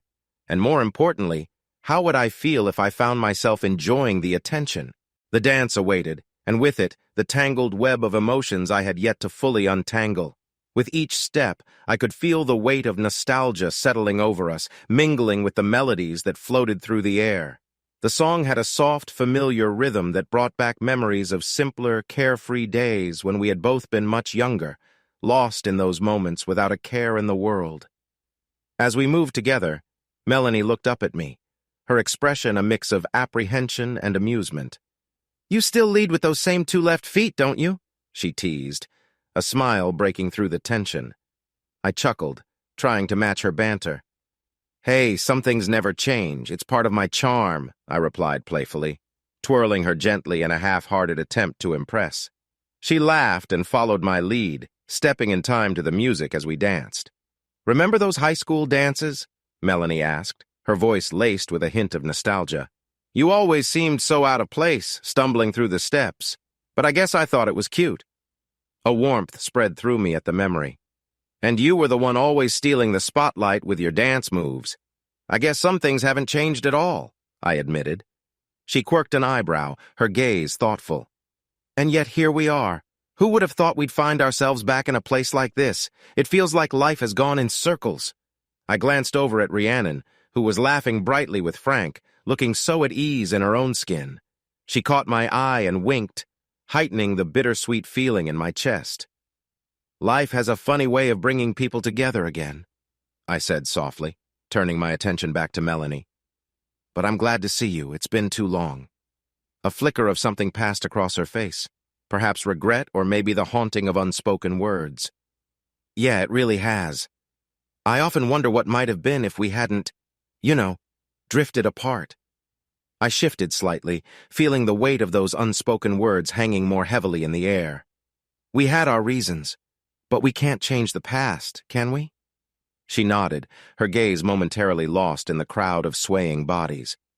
"No, we can't. But I guess it's nice to reminisce, even if it's a little painful." "True," I said, squeezing her hand gently as the music began to fade. "And we've both moved on, right? Life happens." Before she could respond, Frank and Rhiannon rejoined us, Rhiannon's cheeks flushed with happiness. "There's my partner in crime. Ready for another round on the dance floor?" she asked, her eyes sparkling. Melanie stepped back slightly, a soft but genuine smile on her face. "I think I'll sit this one out, actually. But you two keep going. Have fun." With that, she drifted to the edge of the dance area, leaving me with Rhiannon, who wasted no time pulling me back into the rhythm. The lights swirled around us, and for the moment, the weight of the past lifted, replaced by the promise of the night ahead. As we danced, I could only focus on Rhiannon, the way she moved, the warmth of her laughter, and the simple joy of just being there with her. The music swirled around us, a slow, haunting melody that seemed to echo the heaviness of the conversation we just had. I pulled Rhiannon closer, seeking comfort in her presence, but my mind remained anchored to the weight of Melanie's words. "You okay?" Rhiannon asked, glancing up at me with those concerned eyes that always seemed to emanate warmth. "Yeah," I muttered, though I wasn't sure I believed it myself. "Just unraveling some past issues." Rhiannon nodded, her fingers gently tracing patterns on my back as we swayed. "You don't have to talk about it if you don't want to." I appreciated her understanding, but there was a part of me that yearned to release the burden, to share the tangled feelings that clung stubbornly to my heart. "I just didn't expect things to turn out the way they did with Melanie. It's like I was blindsided." "People change," she said softly, her voice steady, as if she had seen this kind of thing play out before. "Sometimes they don't even recognize themselves. It's just—" I hesitated, searching for the right words. "It's hard to accept that someone you thought you knew could just choose to walk away." I felt Rhiannon's grip tighten ever so slightly, the empathy palpable. But you're not defined by her choices, Michael. You're stronger than that. Her words settled over me like a balm. I inhaled deeply, letting her conviction seep into my own doubts. Maybe you're right. It just feels like I'm still untangling things in my mind. Rhiannon smiled softly. Take your time. Just know, you don't have to face any of this alone. As the song shifted to an upbeat tempo, Rhiannon pulled back, our eyes catching, a spark igniting between us. I couldn't help but grin, a wayward thought breaking through the fog of my worries. Maybe this was exactly what I needed, a fresh start with someone who truly appreciated me. Shall we? She asked, playfully raising her eyebrows, and without waiting for my response, she began to twirl me back into the rhythm of the evening, laughter trailing behind us. In that moment, I realized that life wasn't just about the choices others made. It was also about the grace to find joy again, to dance through the lingering shadows, and maybe, just maybe, to start writing a new story altogether. How did it go? I whispered to her. I could almost hear her smiling in her voice. The plan is going great, she said. He thinks I'm interested in him. He'll come up with something to tell Melanie, and then we'll meet at the clubhouse when everyone is gone. I'm a bit nervous about that part. We need to time it just right, I replied. Don't worry about it. I handle the details well. She leaned closer, and I felt a tingle. As the night went on, I saw the crowd getting smaller. Rhiannon looked at me. Sorry, Michael, she said. I don't think Penny showed up tonight. Can you tell how I feel that easily? I asked her. Absolutely, she said with a small smile. When we got back to my house, I reached into my pocket and gave Rhiannon another envelope. I might not get a chance to give this to you later, I said, and I want you to have it. She took it with a thoughtful look. This is the strangest job I've ever had, she said. You are not like any client I have worked with before. It has been a bit hard at times. I felt my face warm, but I have really enjoyed it. I held her hands with mine. When I planned my revenge, I knew I needed someone special, I said. But I never thought I would find someone like you, and I will always remember you. Then I stepped closer and gave her a quick kiss on the cheek. She looked at me for a few seconds, then stepped back suddenly. Wait, I whispered urgently to her, still gripping her wrist. Let me handle this. Frank and Rhiannon froze mid-movement, their expressions shifting from surprise to confusion and then to apprehension as they registered our presence. The tension in the room was palpable, and I could feel the heat radiating off Melanie as she fought against my hold. Michael, what the hell is going on? Frank demanded, adjusting his shirt as if that could somehow erase the evidence of whatever had just unfolded. I stepped forward, trying to maintain control of the situation before it spiraled out of hand. This is exactly what I was afraid would happen. I need everyone to stay calm. Melanie tugged at my grip, her voice a low hiss. I can't believe you brought me here to see this. What is wrong with you? Frank, you— Melanie, stop! I shot back, my voice edged with desperation. I turned to Rhiannon, who looked equally bewildered. Did you guys think nobody would find out? This isn't just going to disappear. We need to talk about this. You think I wanted this? Frank blurted out, taking a step toward us, but I raised my hand to stop him. Enough, I said firmly. We are going to deal with this, but not like this. Not here. Right now, we have to figure out where to go from here without tearing everything apart. Melanie's breathing was heavy, and I could see the hurt in her eyes. Michael, how could you let this happen? She asked, her voice choking. I trusted you. Yes, and that's why I called you, I replied, trying to keep my own frustration in check. I didn't want to involve you like this, but I had to find out the truth. Rhiannon stood, still in shock, as she took in the scene, the tense standoff, the bewildered expressions all around. After a moment of silence, she finally spoke, her voice low but steady. Michael, why don't you tell us exactly what you want? I took a deep breath and attempted to collect my thoughts. I want to understand what's happening between all of us. Frank, Rhiannon, I want honesty. There's too much at stake here. People need to know where they stand. Frank opened his mouth to protest, but the intensity of my gaze silenced him. I turned back to Melanie, searching for a flicker of understanding in her eyes. We need to confront this together. Please. She hesitated, her chest rising and falling with every breath, before relenting with a small nod. Frank and Rhiannon exchanged looks, and I could see the unspoken words passing between them. "Fine," Melanie said finally, though her voice was still dangerously low. "But I swear, if you've been lying to me—" "I haven't," I insisted, cutting her off. "Just let's sit down and work this out like adults. No more secrets, no more surprises." Reluctantly, we all settled onto the couches in the lounge, the atmosphere thick with unasked questions and pent-up emotions. I glanced at each of them, knowing we were about to navigate a minefield of personal relationships that could change everything. But, for better or worse, we were about to find out the truth, and I hoped it wouldn't shatter us in the process. She stepped forward, her voice trembling with a mix of anger and heartbreak. "How could you let this happen, Michael? I thought we were better than this. I didn't even know you two were—" "Melanie, please," I began, but she cut me off, her eyes burning with rage. "Don't, Melanie, please me. You think this is a joke?" She ran her fingers through her hair, pacing in frustration, the remnants of her wedding dress swishing around her. "I thought we had something real, and to see him just walk away like that, it's humiliating." I took a deep breath, attempting to steady my own emotions. "It wasn't my choice, Mel. I didn't know he was going to leave you for her. I never wanted any of this." "Really? Because it seems like you're enjoying this," she spat, motioning between us. "You should have said something when you saw them together." "I didn't see them together until just now. I swear, Melanie, I can't control Frank's actions or who he chooses to be with."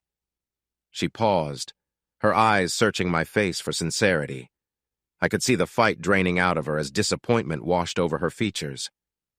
"So what now? What do I do with this?" I stepped closer, lowering my voice. "We take it one step at a time. You can vent, cry, be mad, but I'm here for you if you need someone to listen. You deserve better than this." Whether it was the sincerity in my voice or maybe the innate comfort we shared, her demeanor softened slightly. "I just feel so lost." "I know," I replied gently. "But you're stronger than you think, Melanie. You'll get through this. We'll get through this." "I don't even want to see Frank again," she muttered, folding her arms tightly across her chest. "Not after this." "Good. Focus on yourself instead. Rhiannon might think she's won, but she doesn't know the half of what it takes to make a relationship work." She gave a small, brittle laugh. "Thanks for that, I guess. I just wish I could turn back time." I nodded, feeling the weight of her sorrow. "I do too. But it's time to focus on what's next. You have options, and you're not alone." Melanie looked away, her gaze drifting toward the window where the last rays of sunlight were fading. "I don't know if I want to think about options right now. Everything feels so heavy." "That's okay," I said softly. "Let's just sit here for a moment, take a breath together." She nodded and lowered herself back onto the couch, her shoulders slumping. I settled beside her, both of us lost in our thoughts as silence enveloped the room, heavy with the aftermath of loss and uncertainty. It wouldn't be easy, but I had a small flicker of hope that together we could make sense of all that had just unraveled. She shouted, "You're wrong!" and walked towards Rhiannon, feeling very angry. Instead of stepping back, Rhiannon stayed firm. When Melanie got close, Rhiannon moved to the side and grabbed one of Melanie's arms, twisting it gently behind her back. "I knew that self-defense class would be useful," Rhiannon said with a smile. When Melanie tried to break free, Rhiannon added, "If you don't calm down, I'll have to make you stop." Melanie stopped trying to get away, and Rhiannon turned her to face her. "Listen, Melanie, I need to tell you something," Rhiannon said. "I'm not interested in your ex-fiancé, and I don't want to follow him." Melanie looked puzzled. "But why? Why was there any attraction?" Rhiannon replied. "It's because I work with men like him." As Rhiannon's hand lingered on my cheek, a gentle warmth spread through me, a stark contrast to the emotional whirlwind that had just unfolded.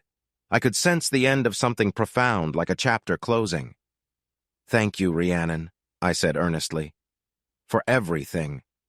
She nodded, a small smile breaking through her misty eyes. "Just remember, it's not about who is prettier or smarter. It's about connection. You two have that.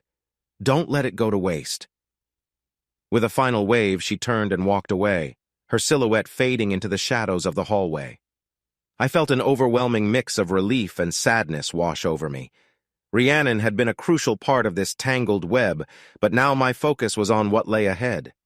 Melanie, still sniffling on the floor, finally looked up, her features smudged with mascara, and something that resembled guilt flickered in her eyes. "I didn't mean for any of this to happen," she murmured. I thought I could be happy for once." Penny, her hand still clasped in mine, took a step closer to her. "Happiness doesn't come from hurting others, Melanie. You need to find it within yourself first." Melanie nodded silently, her head lowered in shame as she wiped her tear-streaked face. I turned to Penny, searching her eyes for a hint of uncertainty. "Hey," I said softly, bringing her attention back to me. "You okay with everything?" She gave me a small, brave smile, although I could see the faint flicker of worry in her expression. "More than okay. I want to be with you, Michael. I don't want any more games or revenge. Just us." Penny's words wrapped around me like a soothing balm, easing the tension in my chest. I could feel the authenticity in her voice. She wanted to move forward, and so did I. "Then let's go, yeah?" I replied, squeezing her hand reassuringly. "Let's make this work." As we turned to leave, Melanie's voice called out after us. "Wait, I know I've caused a lot of pain, but I really am sorry. If I could take it back, I would." I looked at her, not with anger, but rather with a sense of compassion I hadn't expected to feel. "You can't change the past, but you can start fresh. Just remember that next time." With that, I led Penny out of the chaos and into the cool night air.